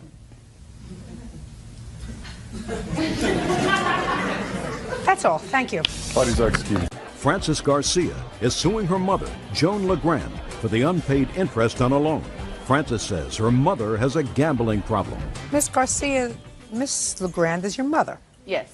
And some time ago you made a loan to her, a loan which she acknowledges. It's a loan for, I think, $1,500. Is that right? Yes. And she paid you back the loan. No, not fully. How much does she owe on the loan? The loan itself, it's $100 to $200. You said 100 or 200. Well, this is a court. Be specific. Does she owe you 100 or 200? Let me check here, so I can be specific. 100 difference. It was a $1,500 loan. She paid you back $1,400. What did you need the money for, Miss LeGrand? Well, Your Honor, I had some court-ordered debt that it needed to be paid to Sacramento, and to me that was a very urgent matter and needed to be taken care of, and that's why I got the loan from her to pay them. Do you agree that you owe her the $100 on the original loan? If she says I still owe her 100, I guess maybe I am $100 short, because the last payment that I made to her was $200, and I believe it should have been $300. Okay. So you acknowledge that perhaps you owe her $100. She says that you do, but she doesn't want $100. She wants $1,600. You're going to tell me why. Because my mother at the bingo hall came up to me, you can see this on the bingo paper, with this, and she said, Dee, can you read this and then let me know something? Well, per her contract, it states here, $500 for court fines. Then it also says $500 that she owes the state. Well, then her total at the bottom is $1,500. I said, Mom, what do you need the other $500 for? Oh, miscellaneous. I said, oh, it's for Jackson, right? Because she likes to go gamble in Jackson outside of the bingo hall. Okay. So, anyways, per her contract, it says, if you would like to read it, Judge, the payment would be paid as follows. It's here starting May the 3rd, $200. Just a second. She acknowledges she owes you $100 on the original $1,500 loan. Yes. But you want $1,600. Yes, because that's why I loaned her the money. She agreed to pay me $3,000 back. So she agreed to pay you double the loan, 100% interest. Is that right? And that's what you want? That's what I want. When did you make her the loan? On April 26th. Of what year? Of 2005. And when did she finish paying you the $1,400? When did I have to press her to finish paying me? When did she pay you? Let me see. She did not pay in August 3rd because she spent it in Las Vegas. Listen to me. Okay, I did hear your question. Listen to me. If you heard my question, give me the answer. When did she finish paying? The 18th. Of what month? August. Now, did you have a reasonable relationship with your mother before? Outside of being her banker, no. We just talk whenever we see each other. The laws of this country, in each jurisdiction, preclude, do not allow people to charge usurious interest rates. She made the contract. Listen, I want you to open up, put on your listening ears. They're here. Courts will not enforce a contract with usurious interest rates. They're against the law. Okay, fine. Well, good. Then she owes you $100. I don't feel that's correct because even if you use a credit card to get the money, there are 22.99% interest. And? So what's the difference? She's not paying me any interest. I didn't loan it to her just as a gift. Let me tell you what the law says, just so that you're aware of it. Please, enlighten me. I'm going to enlighten you, and I'm going to do it quickly because I have other fish to fry today. The law says that if you make a contract that's against the law, and it is against the law to charge too much interest, then the courts will not enforce that contract with any interest. Oh, it's nice to know the law. Good. Now you know it. Judgment for the plaintiff in the amount of $100, which you acknowledge you owe her. That's all. Ann Gribben claims professional singer Porter Singletary stopped performing halfway through her son's birthday party. Porter claims he was rattled by one of the guests. Miss Gribben, you hired the defendant, who is a singer, to sing at your son's birthday party. Yes. You gave him a deposit of $250. You want that deposit back because you claim that he came to the party and left after performing 3 songs. Correct. Mr. Singletary says that he came to the party, he was ready to continue with his part of the contract, but you had at least one unruly guest who wouldn't stop heckling him, and you did not take care of your guest. So that's his defense. Yes. How much were you supposed to pay him for the evening? $450 for 4 hours. And when did you hire him? I'm not exactly sure of the date. I do have a letter that I did write him enclosed with my check. Okay. What date is on the letter? July 17th. And when was the party? 18th of August. How far do you live from the Gribben home, sir? Oh, 15 minutes. And tell me what happened when you got there. I brought my equipment in. What equipment did you bring? Sound equipment, PA equipment. And you set up? And I set up. What time did you arrive, sir? I got there at about 10 minutes to 7. You were due there at 7? I was supposed to start at 7:30. Okay, great. And I actually started at 7:20 because there were guests there. Okay, keep going. So I started singing at about 7:20, doing everything basically that they've always heard me sing in the past at other events. It was about 8:10, still singing. They informed me that the sun was going to arrive. When the sun was to arrive, I was to stop the music and we're going to sing happy birthday to him. So we went ahead and we stopped the music. He came in at about 8:20. I've already sang an hour. And then the sun comes in and we all sing happy birthday. And he comes in, he walks through. I continue to sing. A lady came up to me and she said to me, "Can you pick the pace up a little bit? Can you sing something a little bit more up?" I said, "Sure, fine." Not Miss Gribben. Yeah, I don't know who this person is. You mean the person who came up to you? The person that came up to me. So out of respect to the household and the people that were there, I said, "Okay, fine." So I sang something a little up. I sang 2 more songs. Then the lady, she comes back again, and she says, "Could you sing something, a little bit more up?" And I go, "I am singing up. What do you want me to sing?" She says, "Oh, I don't know, just anything, but sing it up." I said, "But if you tell me what kind of music you want, I can sing it." So then she says, "Oh, just go ahead." So I sang a couple more songs. She comes right back again after 2 songs. And I said, "What's going on?" And she said, "Well, could you sing something a little more up?" I says, "Look, this is your 3rd time to come to me. You need to tell me what it is that you want." So then she says, "Well, just anything." So I said, "Okay, fine." I turned the music off, and that's when I went in to look for the plaintiff. The lady that had been coming to me to ask me these questions, they were in the room together. And when I came to the door, they were talking about me, and they both turned red in the face because they were saying something. And then I just said, you know, I don't know who this lady is. I said, you know what I do? She wants me to do something that I don't know what she wants me to do, and it's total throwing off everything that I do as an entertainer. Within about 2 minutes, all of a sudden some music comes on, blasting. Some kind of rock punk music. And I go, what are you guys doing? And then so she says, oh, I'm so sorry. I can't believe that this is happening. And Who said that? The plaintiff. And then so well, who I changed the music? Who changed the music, Miss Gribben? The bartender. The bartender.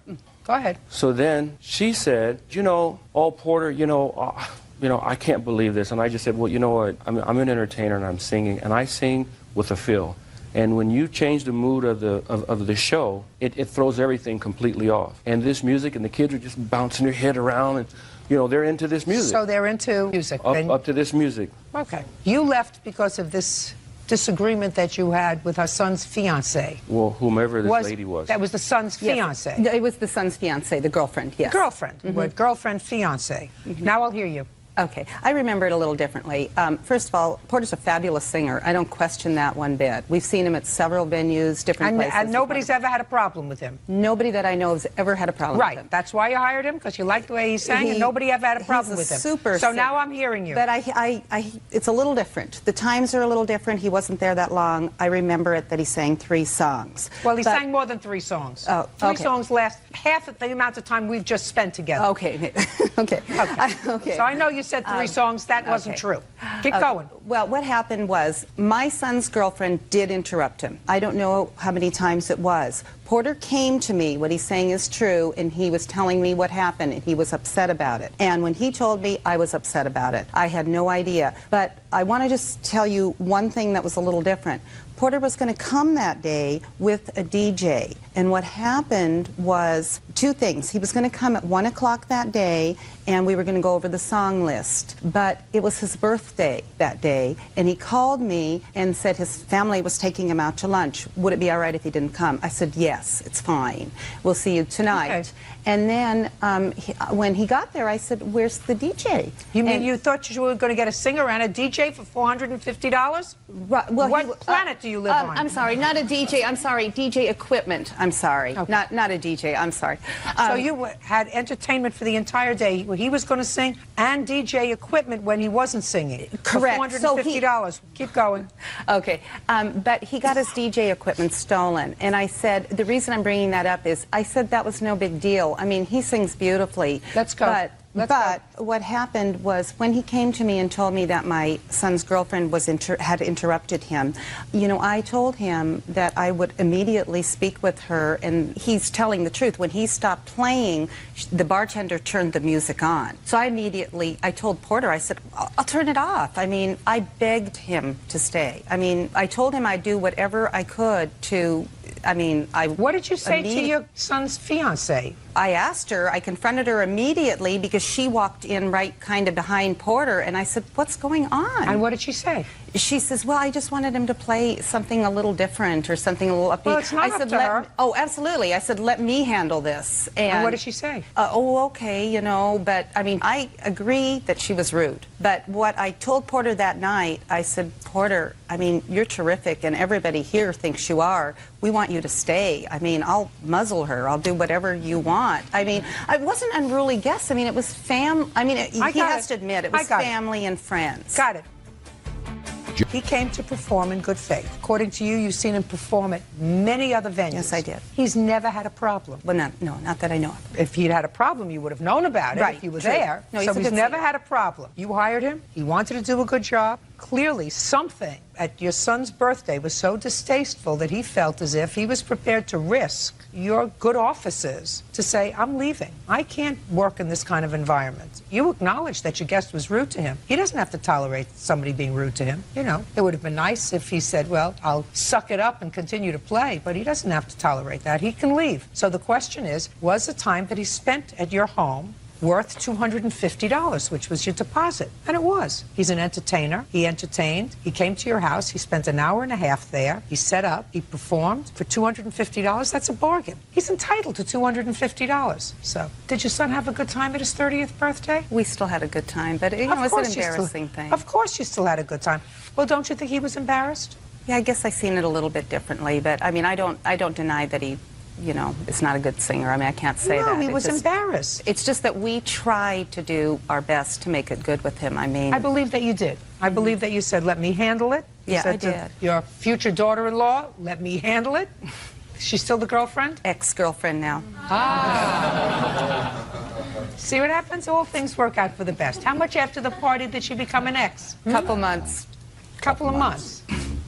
See how things all work out for the best? We didn't really like her. You I didn't probably really- shouldn't say that. Well, listen, you never know what's going to happen in the future, so got to keep all your options open. But it sounds to me as if he had a good time at his party. He did. Good. I'm glad. He's entitled to his $250. That's all. Thank you. Melissa Kina says her daughter, Jamie Jaworski, owes for 2 unpaid loans. Jamie says her mother is conspiring with her ex-husband to ruin her life. Miss Keenis, this is your daughter. Yes, it is. Does she have any siblings? Yes, she does. How many? 2, a brother and a sister. She's the oldest. Is she a cute baby? Gorgeous. Is she a nice baby? Yeah, very well-mannered. Must have been, because you had 2 more. Yeah.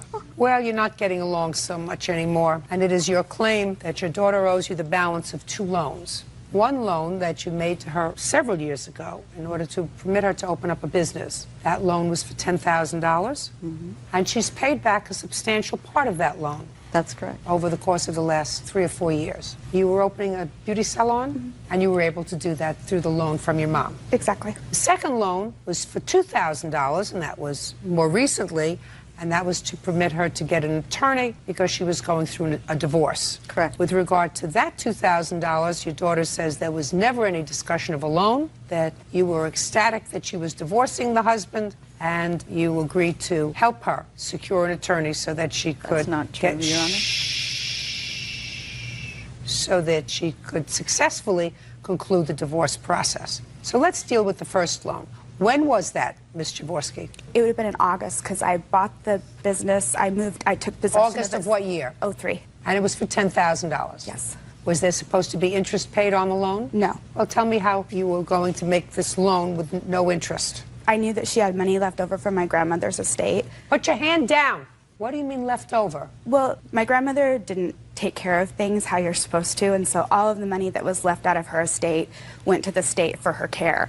But there was somehow this money left over that the state didn't How know much about. money? I knew of $10,000.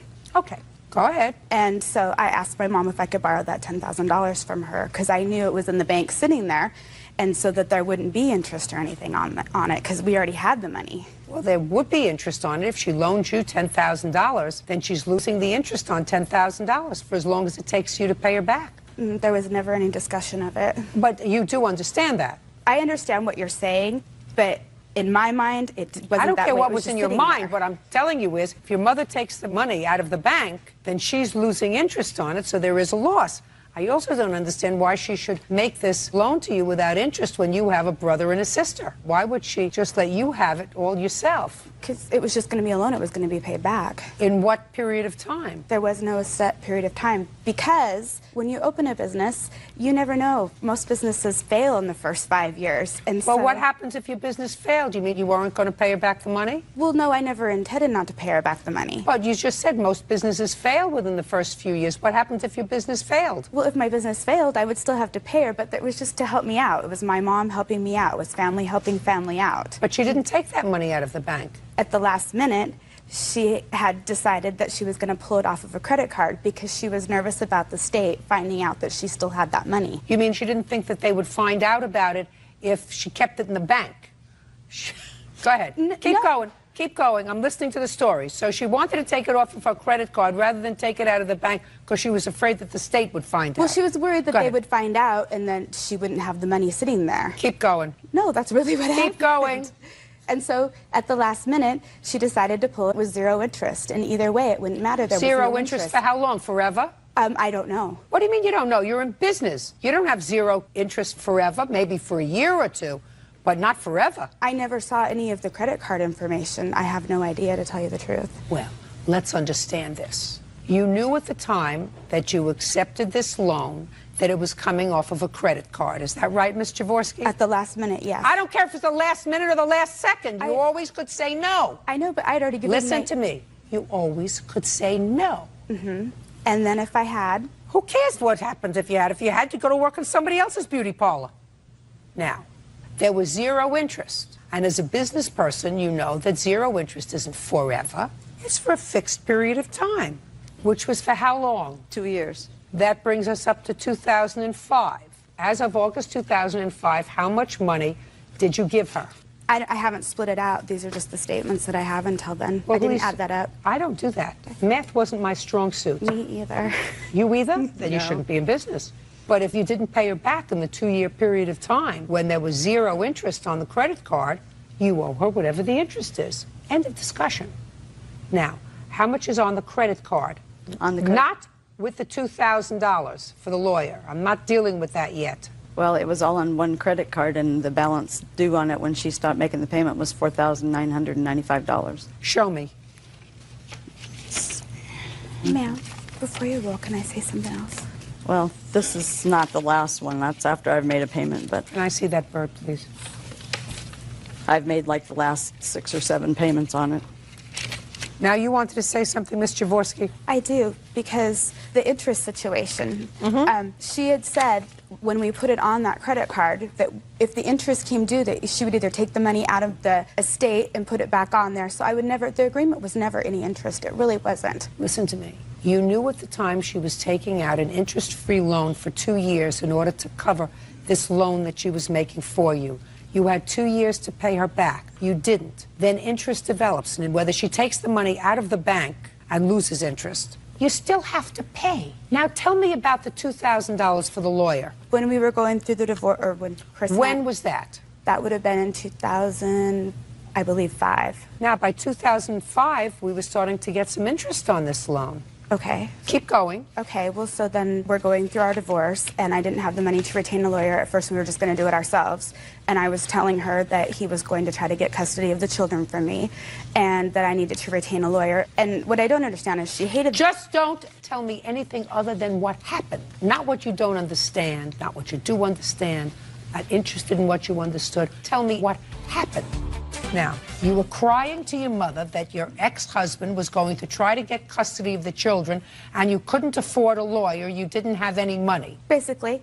And Right. she said not to worry And? about it, that she would take care of it. And she sent me 2 checks. From where? From her credit card. And? And she wasn't worried about me paying her back. I didn't know how I was going to end up financially after the divorce. How did you end up financially after the divorce? I ended up giving him basically everything. I got $20,000 equity out of the house, of which I gave her a check for $4,000. You did give her a big check.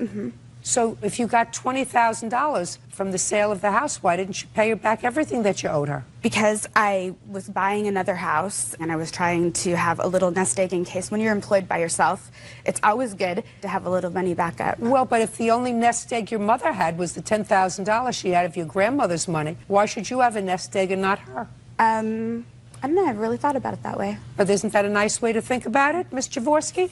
I mean, how old are you? I'm 37. And how old is your mother? My mom must be 57. Yesterday. So if somebody has to sort of struggle to put together a nest egg, isn't it easier for you, who's starting a new business, to put together a nest egg than your mother, who's 57? Especially since you spent the money. So it's real nice of you to want to have a nest egg all by yourself. But if what you're suggesting is that your mother said, well, if you don't pay the note back in the 2 years, that it's interest-free, you'll take the money out of your nest egg. No, that wasn't the way it is. I think. Well, you're that's what you just told me. But I'm just following what you told me. I think you're misinterpreting it. No, that's what you told me. No, it's not. Does that sound what you just told me? Sounds like what she told you.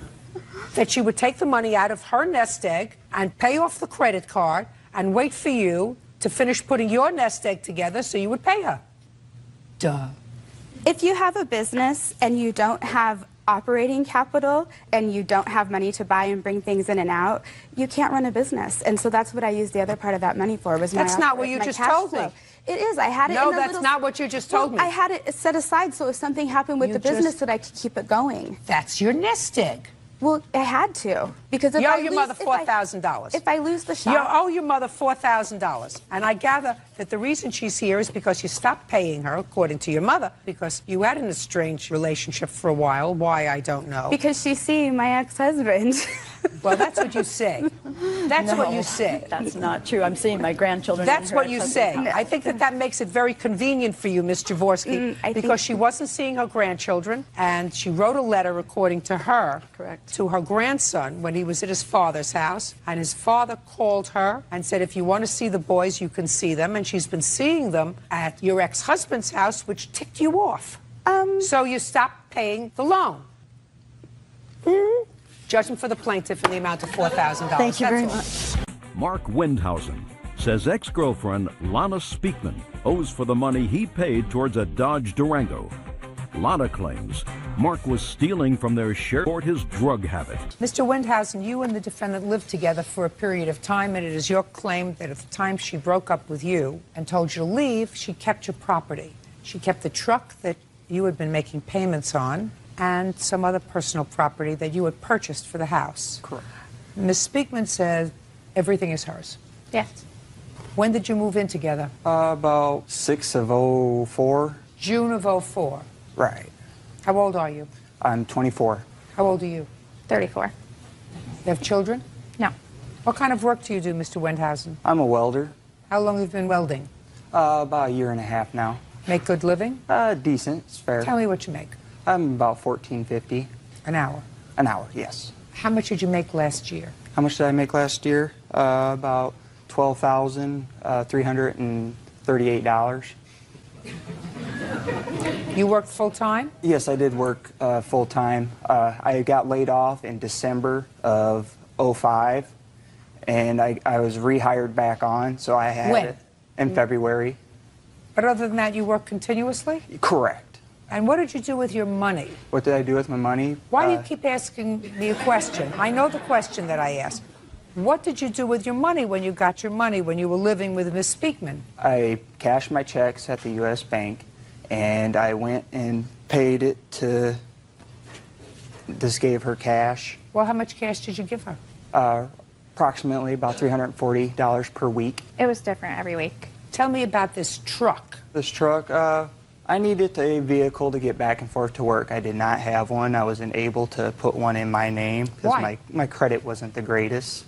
And at the time, I was working on getting a work permit to make a commute back and forth to work. What did your bad credit have to do with getting a work permit, Mr. Windhausen? Because I wasn't able to put the truck in my name. Did you have a driver's license? I did not. I just had a work. Well, that's an answer why you can't have a truck in your name, sir. Correct. So you were going to drive this truck despite the fact that you didn't have a license? No, until I got my work permit. Did you drive the truck without I did, a license? Yes. So Miss Speakman put the truck in her name and allowed you to drive it without a license? Correct. Jan, down, I get to you. Okay. And who made the payments on the truck? I did. How much were the payments every month? Approximately about $340 a month. $340 a month is exactly the same amount that you gave her. You said a week. That's a number you must like. You told me you gave her $340 a week when you cashed your paycheck, and now you tell me that your truck payment was $340. That was excluding making the payments on the refrigerator and the stove and the bedroom set. Just a second. How much was the truck payment? About $340. And how much did you used to give her every week from your paycheck? Around $340, yes. Wrong. He's got it down, and he's not going to waver. And how did you make the truck payment? Cash. Now, because we're just dealing with the truck so far, when did you kick him out? July 7th of 06. Why? Because I found out he was doing drugs. He actually, July 1st is actually when we broke up. He couldn't get a ride until July 7th. He stole $400 out of my purse, said he was going to the store to get ice, and didn't come back for like 12 hours because he was doing drugs. What kind of drugs does he do? Cocaine. Have you ever seen him do cocaine? No, I haven't. He told me. What did he say? A couple months prior, he took a lot of money. We had a joint checking account for a little while because I went to get money out and all the money was gone. Well, then I questioned him about it, and he finally told me that he was doing cocaine, that he had a drug problem, and then he didn't want to tell me what the drug was, and then he finally told me it was cocaine. How much money did he take out of the joint account? About $1,500. Do you remember when? It was March and April. He did it on 2 different occasions where he took hundreds of dollars out a couple times. I mean, hundreds, like $600 a night. It's not true. No? No. Don't do drugs. No, I don't. You willing to take a drug test? I am willing, yes. Willing to take a hair follicle test? That's fine. Right after court? It's fine. You understand that if you go for one of these tests, they will, and if it's positive, they won't let you be a welder. You understand that? Correct. You prepared to sign a release that the drug test results can be sent to your employer? Oh, is not an answer. I have smoked weed, yes. Weed So- we're not talking about, sir. We're talking cocaine. All right. Got me? Yeah, I got you. Perfect. If you have a problem and you're 24 years old, you better get rid of your problem. Do enough cocaine, so you're going to have a brain like mush. You know, when you start up here, you can have a brain like mush. When you start over here, it's over very, very soon. Now, how could you take money out of a bank account? It's my money, too. Well, if you're putting in $300 a week to run a household, you have rent, you have food, you have gas, you have electric, you have all the other stuff. And was he giving you an extra $340 for the truck payment? No, he wasn't. He gave me, his checks were different every week. So he gave, sometimes it was only $100. Sometimes he didn't give me any money at all. Yeah, because if he's making $15 an hour, earning $12,000 a year just doesn't, Well, that was doesn't make it. The truck payment was $320, and it did come directly out of my bank account ever since I bought Well, the it truck. may have come directly out of your bank account. That doesn't mean, quite frankly, Ms. Speakman, that he wasn't giving you money. My question is, was he giving you money earmarked for this car payment, or was he giving you a certain amount of money every week? It was different amounts every week because, like I said, sometimes his checks were always different. Sometimes he would give me nothing. Sometimes he would give me $100. There was a couple times he probably gave me $300. And what about the monthly truck payment? What? Did he give you money for the Directly monthly for truck that? payment? No. In cash is my question. No. Okay. Go ahead, sir. Yeah, I was just kind of curious, how could she make the payment for a car payment, a truck payment, a house payment, and all the other utilities if I was not paying any money to that household? She didn't say you weren't paying any money. But how could she afford I make those a lot vehicles? more money than he does. What kind of work do you do, Ms. Speakman? I work at a factory. And how much do you earn an hour? $22 an hour. And how much did you earn last year? $50,000. And you were earning $15 an hour, which is, you know, only a third less, and you only made $12,338, sir. That figure that you told me specifically, $12,338, which is what you said you earned last year, only 2 months you were out of work. Miss Speakman. Yes. What did you do with the truck? I still have the truck. I'm still making payments on the truck. What are you going to do with the truck? I'm probably going to keep it. Now, if Mr. Wendhausen is prepared to get a loan for $5,000 in his name, are you prepared to give him the truck? No. Sure. Sure you are. Listen to me, Mr. Wendhausen. You come back to me with a fully committed loan in your name for $5,000, and I will direct Miss Speakman to turn over the truck to you. Do you understand? I do. But she certainly doesn't want to give you a truck that's in her name, and she's certainly not going to give you the value of it or what you claim to put in, because you can't prove what you put in to the truck unless you have canceled checks. No, I paid everything cash. Cash. Yes. Right. So go get yourself a loan, and then Miss Speakman is going to turn over the truck to you. You think that's going to happen, Miss Speakman? I don't think he'll be able to get a loan. Correct. Correct. But if he can. But what about I've paid it, like for the whole year that he hasn't been there? It was sort of a fluid situation. Right. But I certainly don't think that you ought to get stuck with this truck and turn it over to him. And I certainly don't believe that he, each and every month, paid you his portion of the expenses as well as the $340 for the truck, because he didn't make that much money. Right. Now, what other property do you claim, sir, is yours that she kept when you I moved have a out? GE arranged stove that I When purchased. did you purchase that, sir? I purchased it in about 11:05. And you moved out in? 7/06. And did you eat while you were there? I did, yes. And did you use the stove? I only had it for about a month or two before I moved out. Show me proof that you purchased it. He just said we got the stove in November and he moved out in July. So I got okay. it. Okay. Thank you. I see it's purchased by you, Mark Wendhausen. Right. Show me how you paid for it. I paid cash. I have a check. Can I see it, please? These are the 2 payments I made. These are the 4 payments that were made total. Okay.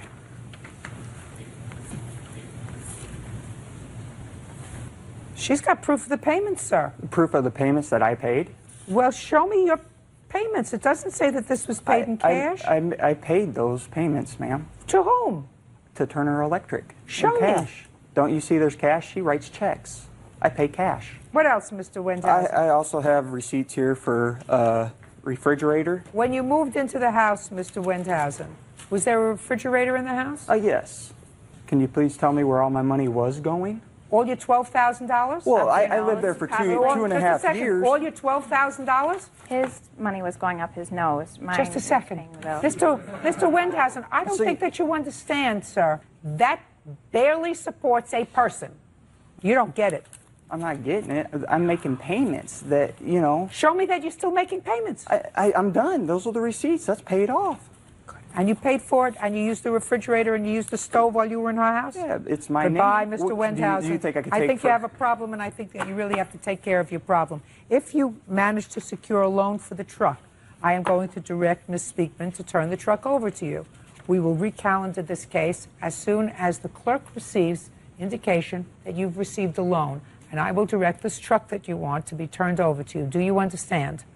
Okay, I do, but... Good. Thank you very much. Goodbye. B.J. Harris says his sister, Rosa Harris White, threw an ashtray at his car in a fit of anger. Rosa claims she was defending herself. Mr. Harris, the defendant is your sister. That's correct, Your Honor. And it is your claim that she vandalized your car. That's correct. You want her to fix it. That's correct. Your sister says that she was merely defending her in the process of assaulting her. And she didn't mean to vandalize your car. She was trying to protect herself by throwing this object which accidentally hit your car. That's what she says. Yes. From what I gather from these papers, Miss White, you have a baby. Yes. And your mother has custody of the baby. That's correct, Your Honor. And why does your mother have custody of the baby? Last year in November, I went to jail because of an argument me and her had, so she pressed charges and I went to jail. How long did you go to jail for? Only in a week. Were you living with your mother at the time? Yes, ma'am. Is the child court-ordered placed with your mother? Yes. Was there a hearing with regard to that? Yes. Did you give testimony, or did you consent to your mother having custody? No, I didn't even know she had custody. Actually, I received a paper in the mail saying she had custody, and I didn't know why, so. Were you involved with drugs? No. Were you involved with alcohol? No. Were you partying? No. You mean you just decided to let your mother keep custody of your child? Well, I went to court, and they kept custody of him, actually. So you went to court? Yes, I did. Oh, well, there we go. So you went to court and you spoke to the judge? Yes. And there was testimony taken? Mm-hmm. Right? Yeah. Yeah, you know. You think that they got me in this bench from Central Casting? You think that they actually... I'm here because I did this work for a long time. Do you understand? Yes.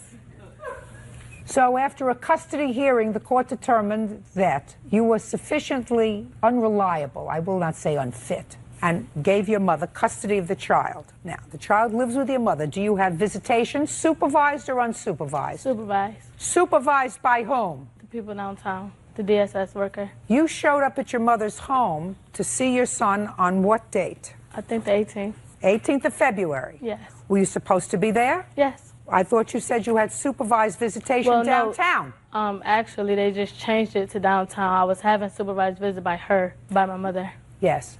Actually, Your Honor, on February 18th, which is when this incident occurred, she had actually got into an altercation with her boyfriend, who tends to have a penchant for getting in trouble with the law. And so because he had attacked her, she had came over to my mother's house. Which that's not true.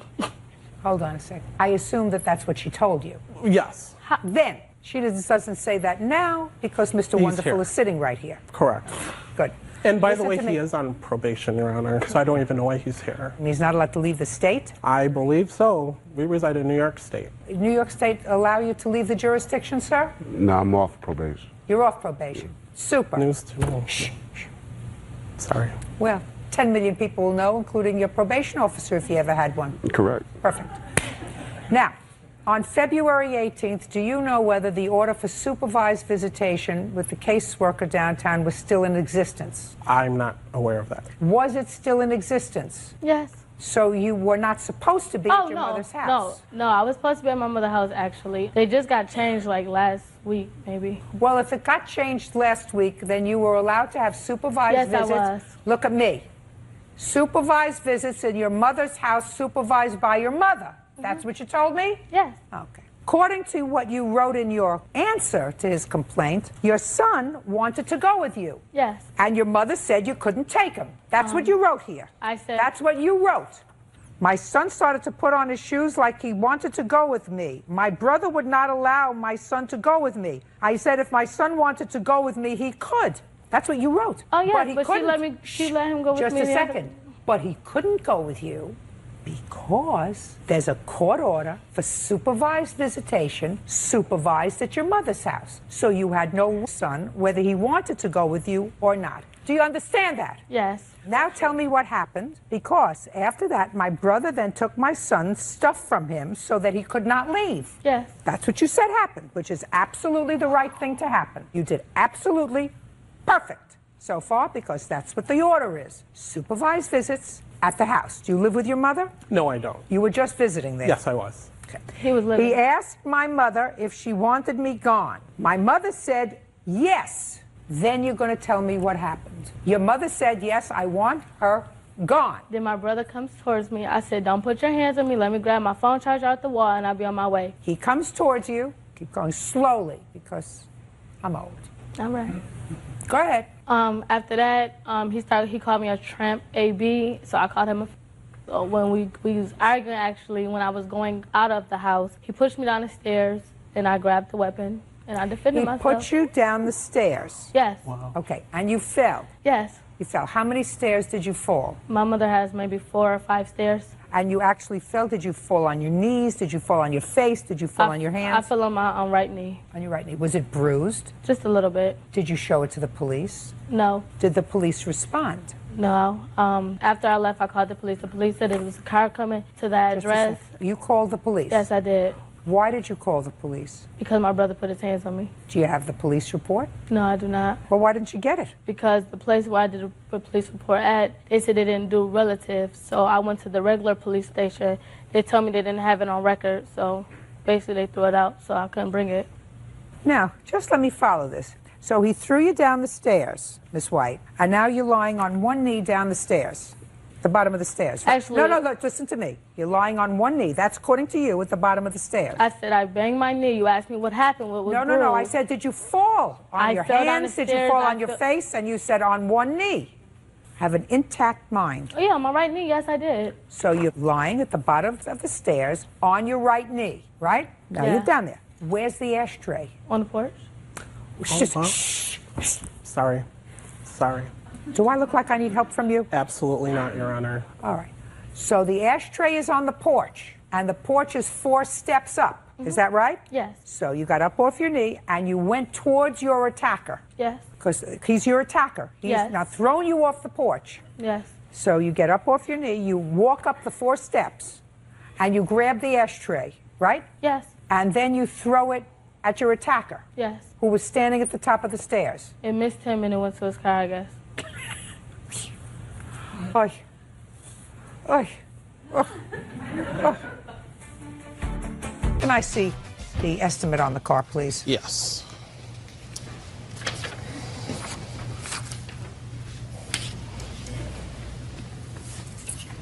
Do you live together? No, we do not. Who do you live with? I live with my sister-in-law. Sister-in-law. Yes, his wife. Do you work? Yes. What do you do? I work at Taco Bell. You work full-time? Yes. Do you send money to support your child? No, it goes through child support. I pay child support. That's what I mean. Yes. You pay child support. How much?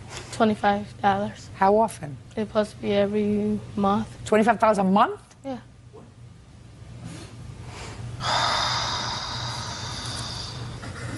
Have a picture of the car? Yes. I'd like to see it, please. You don't want to say anything, do you? Nah. Smart. Smart. No.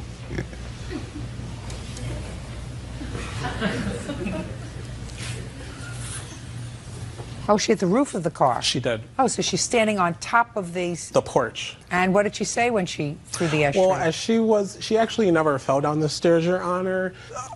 Just a second. I like the machinations of her story better. It's not truthful. I do too, actually. It's not truthful, but I got it. Okay. Okay.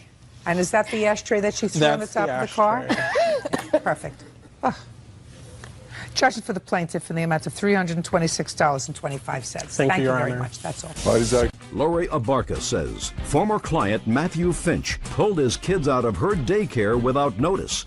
Matthew is countersuing, claiming Lori made a false CPS report. Mrs. Abarca, this is a pretty nasty case. According to your complaint, the defendant is the former husband of your best friend. Yes. What's your former wife's name? Stacy. Stacy. And they have 2 children. And you were providing daycare in your home for their 2 children. Correct. And subsequent to their separation, you took care of the children for how long? Approximately 9 months, from August of 2004 until April 1st of 2005. And then it is your claim that Mr. Finch, without cause, removed the children from your daycare. He did, in fact, give you 2 weeks' notice and paid you, according to what I've read here, for the 2 weeks' notice. Yes. That's correct. But your claim is that Mr. Finch knew that he had an obligation to keep the children there, so you want him to pay for daycare for how long? I just want him to pay for daycare up until the date that their mother gave me the 2 weeks' notice, because she was the only one that was able to make the daycare decision per their court order. Just shh. Don't. Okay. On what date did she give you the 2 weeks' notice? I believe it was May 12th. Okay. So let's deal with that part of the complaint first. Okay. You'll get into the incident because there's much more to this case than these few weeks. When Mr. Finch gave you the 2 weeks' notice on April 1st and tendered payment for those 2 weeks, did you take his payment? Yes. So then let us deal with this issue swiftly. Okay. You're entitled to nothing. If you said to Mr. Finch, I'm not taking your money, it is my friend who is responsible for giving me the 2 weeks' notice, not you, I would go on with that part of your lawsuit. But since you took his money, I'm not entertaining any money for April or 2 weeks in May. Now let's move on to the next part of your claim. The next part of your claim is that there was an incident on or about April 1st involving your husband and the defendant. And as a result of that, Mr. Finch called the state licensing board and made false allegations against you. Mr. Finch said what he reported to the state licensing board was true, correct? That's correct. The counterclaim that I have by Mr. Finch is that you called Child Protective Services complaining about Mr. Finch and alleging that he in some way inappropriately touched one or both of his children. That's the allegation. Right. So, did you in fact call Child Protective Services? I did. On what date?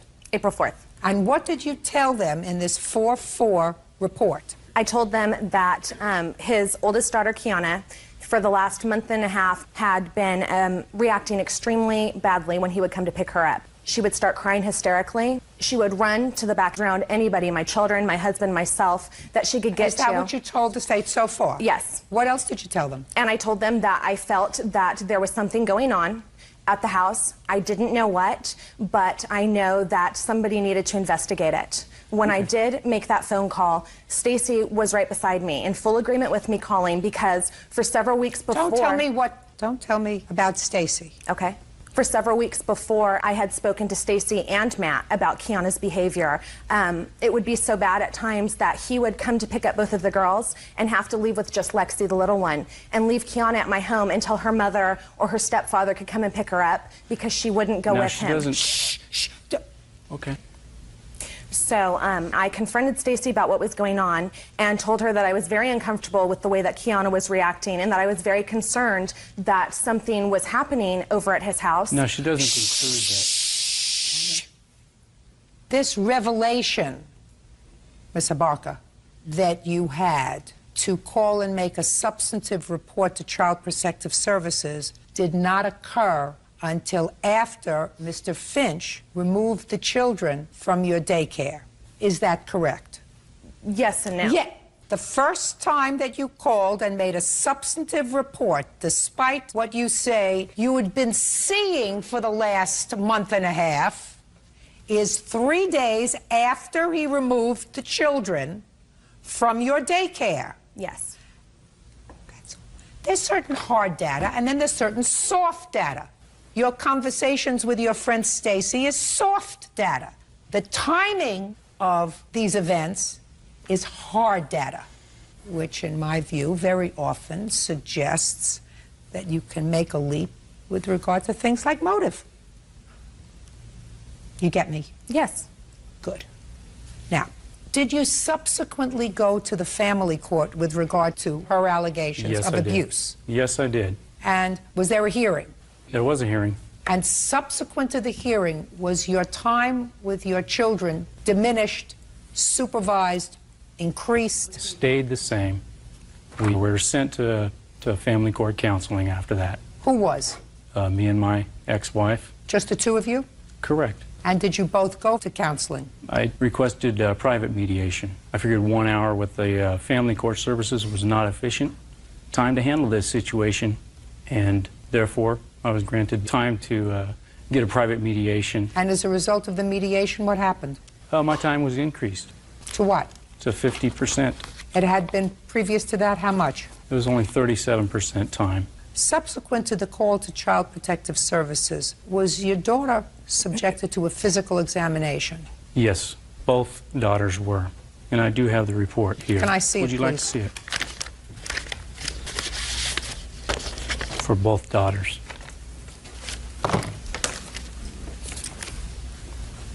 Their mother requested it when she took them for those exams. It wasn't CPS court ordered. requested It wasn't court ordered or anything through CPS. Stacy called and made those appointments. Listen to me, madam. What you're giving me is hearsay. The objective data is you made a report. As a result of that report and subsequent to that report, these children were subjected to physical examinations. That was precipitated by your call. And if their mother had seen signs that she felt were untoward, she could have taken the children without your call to Child Protective Services. Your call to Child Protective Services inspired this action.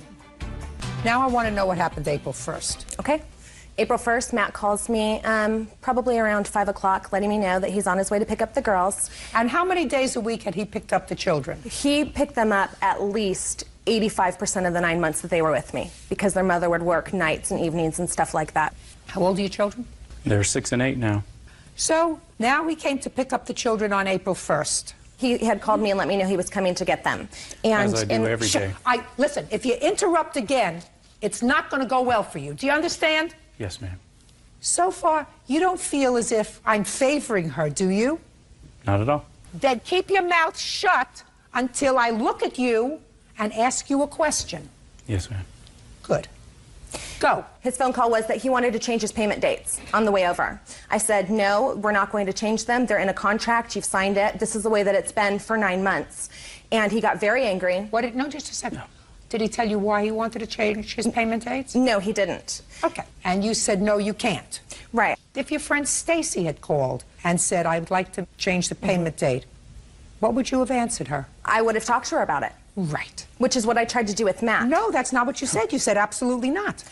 Okay. That's what you just told me. Well, I'm just right. repeating your words. Well, no, actually, he called me and told me he wanted to change the payment dates. And you told me you said absolutely not, you have a contract. And I said to him, well, your payment's due today. And he then told me that he wasn't going to pay me when he came to pick up the girls and got angry and started yelling at me. And I said to him, you know what, Matt, you have a contract with me. These are the same dates you've always made payment. Continue. Don't speak to her! And it's not your job to tell her to continue. Do you understand? Yes, ma'am. You keep saying, yes, ma'am. Is there something wrong with you? Do you have problem controlling yourself? Not at all. Well, it seems to me you do. Go ahead. He got very hostile with me on the phone, yelling and screaming. No, so you I were said, hostile. Well, no. You were hostile. It was a reaction to him. You know what the big mistake was? What's that? The big mistake was choosing you as a daycare provider. When you have a best friend who is divorcing her husband, and there are bad feelings that exist between the two people, to have someone as a child care provider who is aligned with one of the parents is a monumental mistake. Monumental. Because you are emotionally invested in his ex-wife and her welfare, not emotionally invested in his welfare, and that comes through loud and clear. Having said that, we will move on. So he came to pick up the children, and what happened, Ms. Abarco, when he came to pick up the children? When he came to pick up the kids, my husband went outside to go talk to him because we'd had many, many incidences with his youngest daughter, Lexi, being physically abusive to our son, and it was just... This is the husband? This is my husband. What was he doing home? He was already done working for the day. What kind of work does he do? He's a forklift mechanic for Toyota. Let me understand this, Ms. Abarca. You sent him outside. No. You said you were inside with the girls, so your husband went outside to speak to him. Right. Well, you must have, when you got off the phone, said to your husband, he's coming over and he says he's not going to pay me. Got to discuss that with him. And you have to discuss with him his daughter's aggressive behavior, right? Yes, I spoke to him about the phone call with Matt and about the incident we had just had with Lexi and Cole on Matt's way over to come and pick up the girls. Well, why don't you tell me about the incident between your son, who was how old? At that time, he was 18 months old. And the daughter, who was how old? Lexi was 5.5. So why don't you tell me about that incident? I believe on that day, she pushed him down. She would pull his hair and pull him down. You know, just different little things like that that were constant. And I sat down with Lexi, and I said, you know, Lexi, we've been having a lot of problems with this kind of behavior. What is wrong? Why is it that you and Cole can't seem to get along? What can we do to change it? And she says to me that her father told her that if there's something she wants or Cole does something that she doesn't like, then she can basically take matters into her own hand. If she needs to push him away from her or do something like that, that's what he told her. The 8-year-old daughter, Kiana, was there as well. Kiana confirmed that was the discussion that they had in their vehicle and also stated that there was a boy she was having problems with at school, and Matt told her that if he continued to bother her, she could go ahead and punch him. Where were you when this was going on with the 5-year-old and your 18-month-old? I was in my dining room. And where were they? They were in my living room, which there's a huge opening. Shh. That's not supposed to happen. It's your responsibility if the 5-year-old pushes down the 18-month-old. It's your responsibility because you are providing inadequate supervision of the children. Agree. I don't care whether you agree or not. Children are children. That's absolutely correct. Absolutely correct. And a 5-year-old may push down an 18-month-old, and an 18-month-old may pull a 5-year-old's hair. Right. Or may take something away, and the 5-year-old says you can't do that. Absolutely. You just answered your own question. Lori Abarca claims former client Matthew Finch owes for daycare fees, defamation of character, and a false police report.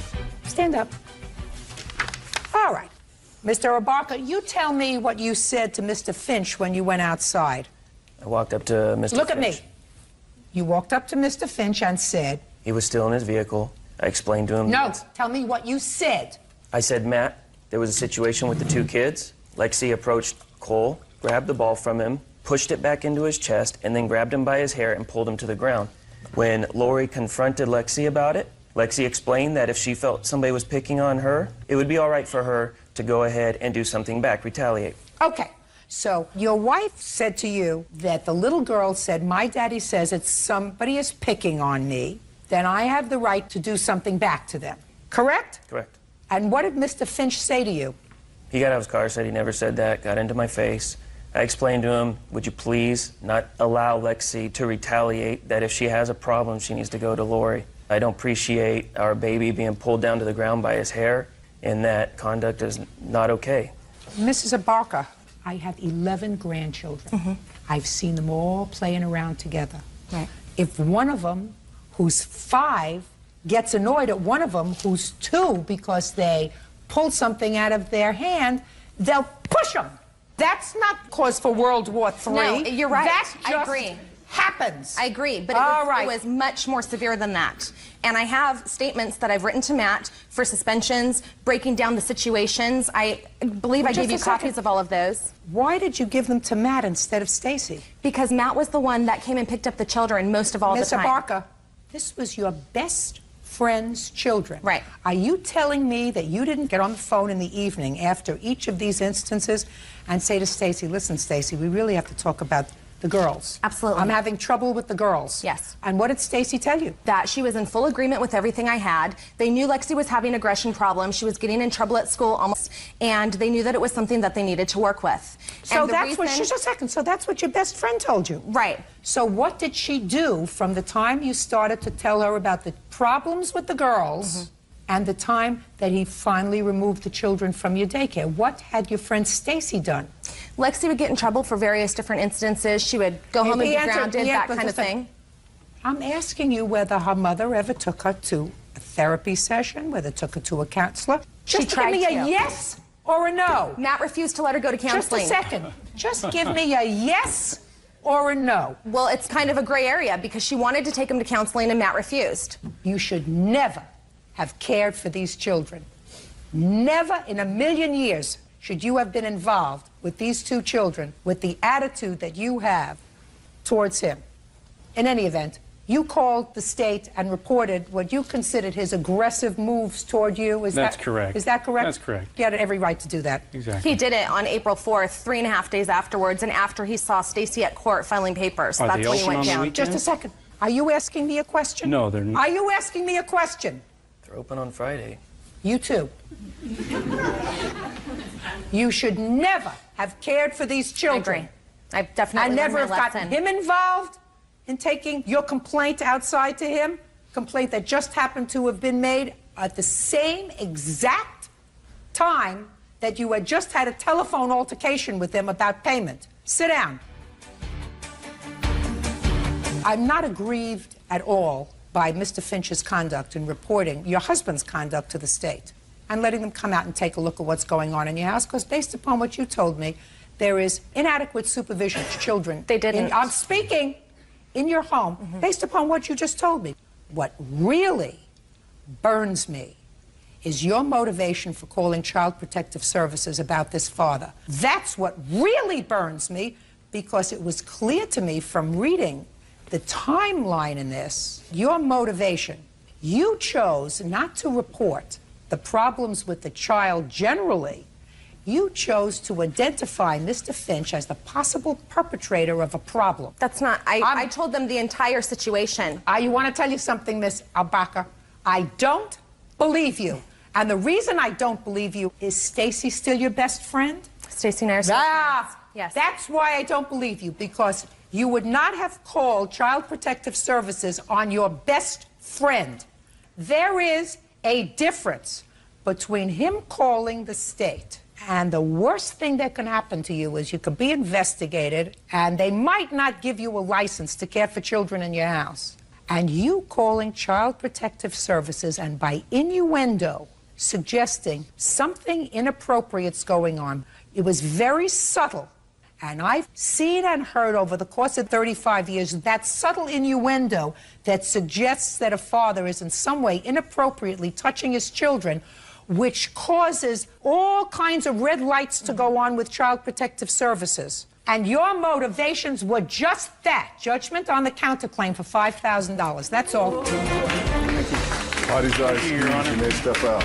Linda Banks is suing her neighbor, Herbert Robertson, for accidentally shooting out her windows with a BB gun. Herbert claims he's a better shot than that. Miss Banks, Mr. Robertson is your neighbor, and it is your claim that he shot out some windows in your home with a BB gun. Yes, ma'am. And Mr. Robertson, while he acknowledges the fact that he was shooting his BB gun, said that A, it's impossible for the gun to have pierced the windows of your house because it would have to go through a bunch of trees, and B, it would be impossible anyway because he's a very good shot. And he was shooting at squirrels, and he knows that because he's such a good shot, he would not have missed and damaged your property.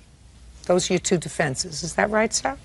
Pretty much. Tell me where I'm wrong. I like to know where I'm wrong. Well, I might miss on occasion. Oh. But, like I said, we're in front of the big tree, so... Okay. Miss Banks, have you had any trouble with Mr. Robertson before? Yes, I have. With what? About 5 years ago. Stop playing with that, please. It's distracting me, and at my age, nothing should distract me when I'm trying to work. Yes. Approximately 5 years ago, Your Honor, he installed a pool improperly in his backyard, and that pool ruptured and the water came down my backyard because he lives here and I live here, and approximately 19,000 gallons of water came into my basement. And what I did was I asked him to come over to survey the damage. He did, and his comment was that it wasn't that bad. But because we're neighbors and I tried to handle it civilly, I settled with his insurance company for $1,200, and there was a lot more damage than that, let alone the time. And I asked him to just help me clean it up, and he refused to do that. This time, when I discovered the damage, I said I wasn't going to let it go. Since the incident 5 years ago, I assume that the relationship between the two of you has been strained. Yes. What date were you shooting at squirrels, Mr. Robertson, when Miss Banks came over and told you you had damaged her windows? Oh, she never did. Who did? I did. This guy. I mean, I was out in the backyard one day, and he hollers at me and says, you shot my garage window. I said, well, I don't know if I did, but if I did, I'll replace it. He says, don't worry about it. I just wanted you to know about it. And so ever since then, we quit shooting the BB guns. Well, when was this, sir, that you told him he shot out the window? It was the third week of July. His son was out shooting and actually shot over top of my head. How old is your son? 16. Don't you know that you could hurt somebody with a BB gun? If you hit somebody, it'd probably sting. Well, if you hit him in the eye, it could blind him. Probably could. If you hit him in the ear, it could make him go deaf. Probably could. So why do you do it? I didn't. No, why do you let your son play with a BB gun? Well, I imagine there's probably 40, 50 kids in that neighborhood got BB guns. I don't give a rat's behind about 40 or 50 kids. I'm asking you, why do you let your son shoot a BB gun? Because I don't see anything wrong with it. It's my yard. If he wants to shoot a pop can or something in the backyard, that's no problem. This guy's saying he got one shot over his head. I doubt it. How would you know? Because you can hear it coming through the... You can't hear a BB. Mr. Robertson. Yeah, it's like, may I say something? Yes. I mean, it's like we're talking about the swimming pool. 19,000 gallons of water didn't go in her basement. I did go and survey the damage. It didn't look that bad. Went into her basement? My insurance company took it. When I'm speaking, you see, you may be able... Is this your wife? Yeah. You may be able to interrupt her. Don't interrupt me. No, I was speaking. No. But when I start to speak, Mr. Robertson, you have to stop. That's the way we play here in my playpen. That's fine. Good. Can I see the damage to your house, please? Yes, ma'am. I have police reports as well, if you would like to see those. I would. And then also I've included estimates. Good. How many windows? 3 windows, and then the truck windshield. Well, either you or your son have lousy aim, sir. Would you mind asking this man if he did agree, that I told him I'd take care of the window, and he said, don't worry about it, I just wanted you to be aware of it? Because after that date, we never shot anymore. When you first... Shh, don't answer him. It's like rock damage to me. No BB did that. Yes. Judge Judy, I would like to add, originally, the first incident he did offer to pay. The second incident was August the 11th, the date of the police report. And on the second incident, how many windows were shot out? That's when we discovered the damage of the second additional, the bedroom window, and then the truck window. Got it. Still have the BB gun, Mr. Robertson? Yeah. Still let your son use it? Like I said, nobody shot it since he said I shot his garage window out. Well, you don't know that, sir. You do work, don't you? You do work. work. I don't. You don't work? No. Why not? I'm disabled. What's the nature of your disability? Back. I've had 5 back surgeries. Really? How can you shoot a BB gun with a bad back? A BB gun? Yeah, how can you pick up a BB gun? Well, how much do you think it weighs? It's kind of hard to shoot. Well, incapacitating. It seems to be if you can do this, you can sit at a desk and answer a phone. Well, I'm just saying, I offered to pay for it. He said, don't worry about it. And that was the end of the shooting. He doesn't want you to know. Listen to me. He doesn't want you to worry about it. I want you to pay for it. There's a difference. I offered to pay for it. Good. Ask my wife. Oh, I won't. She has to go home with you. For that, she has my sincere condolences. And like I said, I thought you were innocent until you're proven guilty. That's what we just did. No, you didn't. Judgment for the plaintiff in the amount of $1,200. Thank you. That's all. Thank you. Marco Abrigo is suing his children's grandmother, Christina Strickland, for the return of 2 child support payments. Christina is countersuing for the unpaid medical expenses of Marco's children. Mr. Abrigo, it is your claim that you paid child support to the defendant who was caring for your 2 children for 5 years. And the last 2 payments that you made to her, which were deducted from your salary, I assume, were made when the children had been returned to their mother. And you want those 2 payments back. Ms. Strickland says she took care of your 2 children for 5 years. You owe her a fortune of money, and she's counterclaiming. So I have a few questions for you, sir, before I make very, very short work out of you. When did your children go to live with Ms. Strickland? 2001, I believe. What do you mean you believe? I would know the exact moment that my children were removed from my custody. I don't know the exact date that we signed over the children, but it was towards the end. I'm going to say September of 2001. And you signed custody over to Ms. Strickland because you and their mother were neglecting them. And but for Ms. Strickland, the state would have taken them. Fair statement? No. You just decided you had enough being a parent? No. What was it? Well, the way it went down is the mother of the children and Ms. Strickland were talking, and because I was going to be going away. Going away to where? Summer camp? I was possibly going to be incarcerated, and she would not be able to take care of the children. Why not? I do not know. Were you living together at the time? No, we were not. We were not So together. what difference did it make whether you were in jail or on Mars? She was still alone taking care of the children. When were you in jail, sir? From when to when? Basically from January of 2002 to November 2002. And in that year, the children were with Miss Strickland. Yes, they were. And how much support were you sending while you were in jail? None. None? Who was supporting your children? Ms. Strickland. And when did you make that year up to her? Well, when I did get out of 2002, I didn't make it up to her financially, but through 2003 to the beginning of 2004, February, I had the kids in the excess of about 200 days. I'm talking about when you were in prison, sir. You paid nothing for the support of your 2 children. I paid nothing. Nothing. I assume that you got 2 jobs so that you could pay Miss Strickland, who was a total stranger to you. She was the step-grandmother of the children. You got 2 jobs so you could start paying her back all the money she spent on taking care of the children. Didn't you? No, I did not. Well, then you've got some nerve being here. For 2 payments? Because they went to her instead of going to the mother of the children? I'm only going by what the court is telling me to go by. This court is telling you to go home. After I would have made you bend down and kiss her feet for taking care of your children for 5 years. So I have no idea what you're doing here. What you're doing here is nonsense. Listen, Miss Strickland. Yes, ma'am. But for the fact that he sued you for this nonsense, you would not be here. Is that correct? Probably. Probably not. Because you didn't expect anything from him? Never. And pretty much that's exactly what you got. Exactly. May I say something, please? Absolutely. My grandchildren have been living with their mom since August of 2006. He has not sent 1 penny to support those kids up until this point. Is what she's saying correct? Would you get him out of here? I cannot stand to look at him. Your case is Parties are dismissed. excused. That's They all. step out. Bus driver Judy Greenlee is suing fellow bus driver David Smith for backing into her car with his bus. David claims he didn't do it. All rise. Yeah, this is case number 169 on the calendar in the matter of Greenlee versus Smith. Parties have been sworn in, Judge. You may be seated, sir. Have a seat. Miss Greenlee, there was a time last year when you and Mr. Smith were employed by the same bus company, a school bus company. And it is your claim that while you were out doing your route, Mr. Smith backed a school bus into your parked car and then took off, damaging your car. You want him to pay for the damage to the car and other related expenses.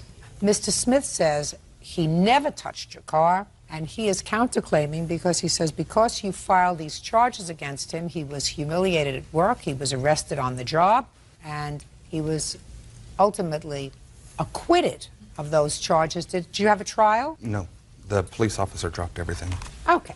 And told you to proceed civilly, I assume. So he's got a counterclaim. When did this incident happen with your car? January 12th of 2004. And at what time did you leave that day on your bus? 6:30 a.m. When did you return to the yard? Approximately 8:15 a.m. When did you look at your car? As soon as I got back to the garage. And what did you discover? I discovered a dent and there was rub marks from where my paint had been rubbed off. Part of Do you have photographs of it? Yes, I do. I'd like to see the photographs. And I also have a videotape of the bus actually hitting the vehicle.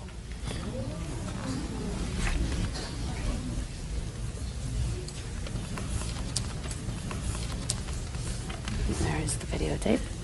So your car is red? No, my car is orange. Orange? Yes. Okay. Orange. Orange. I assume before you looked at the video, you conducted your own investigation. According to what I read here, a little bit of an investigation on your own. You went around looking at all the buses. Yes. And didn't find any of them with any damage. No. So what did you do next? We went on our afternoon routes. David's the only bus that did not come back to the garage that morning. So when we got to, we both drove at the same elementary school. He was off of his bus, and I went and I seen the orange paint and the rub mark on the back of the bus. My husband was actually up at the transportation director's office speaking with him, told him the damages I found. Okay. Don't tell me what your husband said. That's hearsay. But you saw orange paint on Mr. Smith's bus. Yes. Did you speak to him? No. All right, Mr. Smith. Now tell me your version of what happened that morning. I got in my bus around 6:40. I backed my bus up. I had another bus that was to the left of me that I couldn't clear, so I had to get off my bus because my two-way radio did not work on my bus. Got off my bus, went and asked the backup so I could go around. I did my route. So it's your claim that at no time did you hit Miss Greenlee's car? No, ma'am. Now, you were subsequently arrested? The police come to my work to arrest me for hit and run, but my boss asked them before they arrested me to go and watch the videotape at the transportation office. So my two bosses, the transportation director, the police officer, and myself, all went down. We watched the videotape. The police officer watched the tape twice. He come out, told me he was not going to arrest me. Just a second, did you watch the tape with him? Yes, ma'am. Well, what do you mean he came out and told you? What is that? He watched it twice. The first time we watched it together. Yes. The second time he watched it with the transportation director. Then he come out and said he was not going to arrest me. He was not going to write me a citation, that he would let the insurance companies deal with it. Okay, can I see the videotape, please?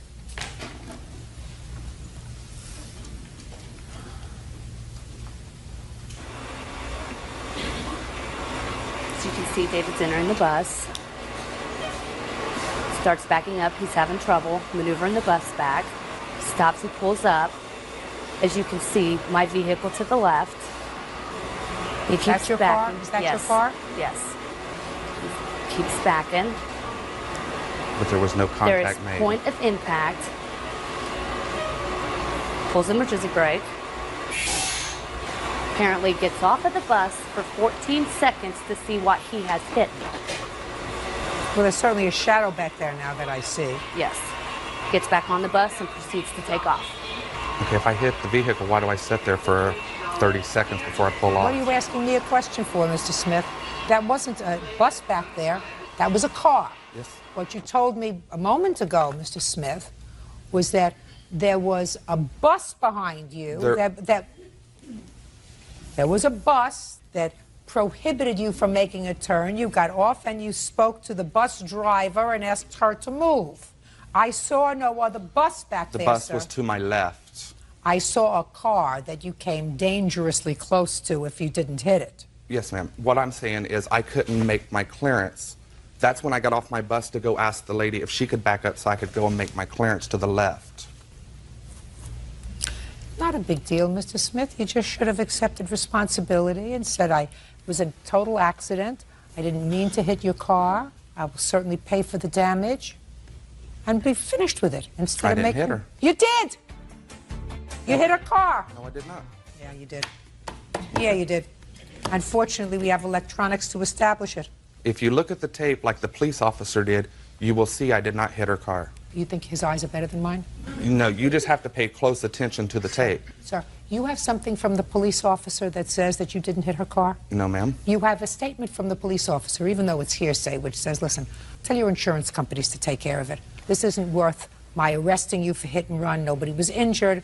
You're two reasonable people, working people. Let your insurance companies take care of it. That's what the police officer said. He didn't say that you didn't hit her car. Okay, can I see your estimates on having your car fixed, please? Did you have your car fixed? Yes, I did. Good. You're not working for the same bus company anymore? No, ma'am. Right, good. What year car was this? 2003. I purchased it 6 months prior to it being hit. Did you receive insurance coverage for it? Yes. My insurance company paid for it because approximately 14 days after the accident, the bus company's insurance said they could not find who was at fault because they never requested the tape. Well, what was your deductible? $450.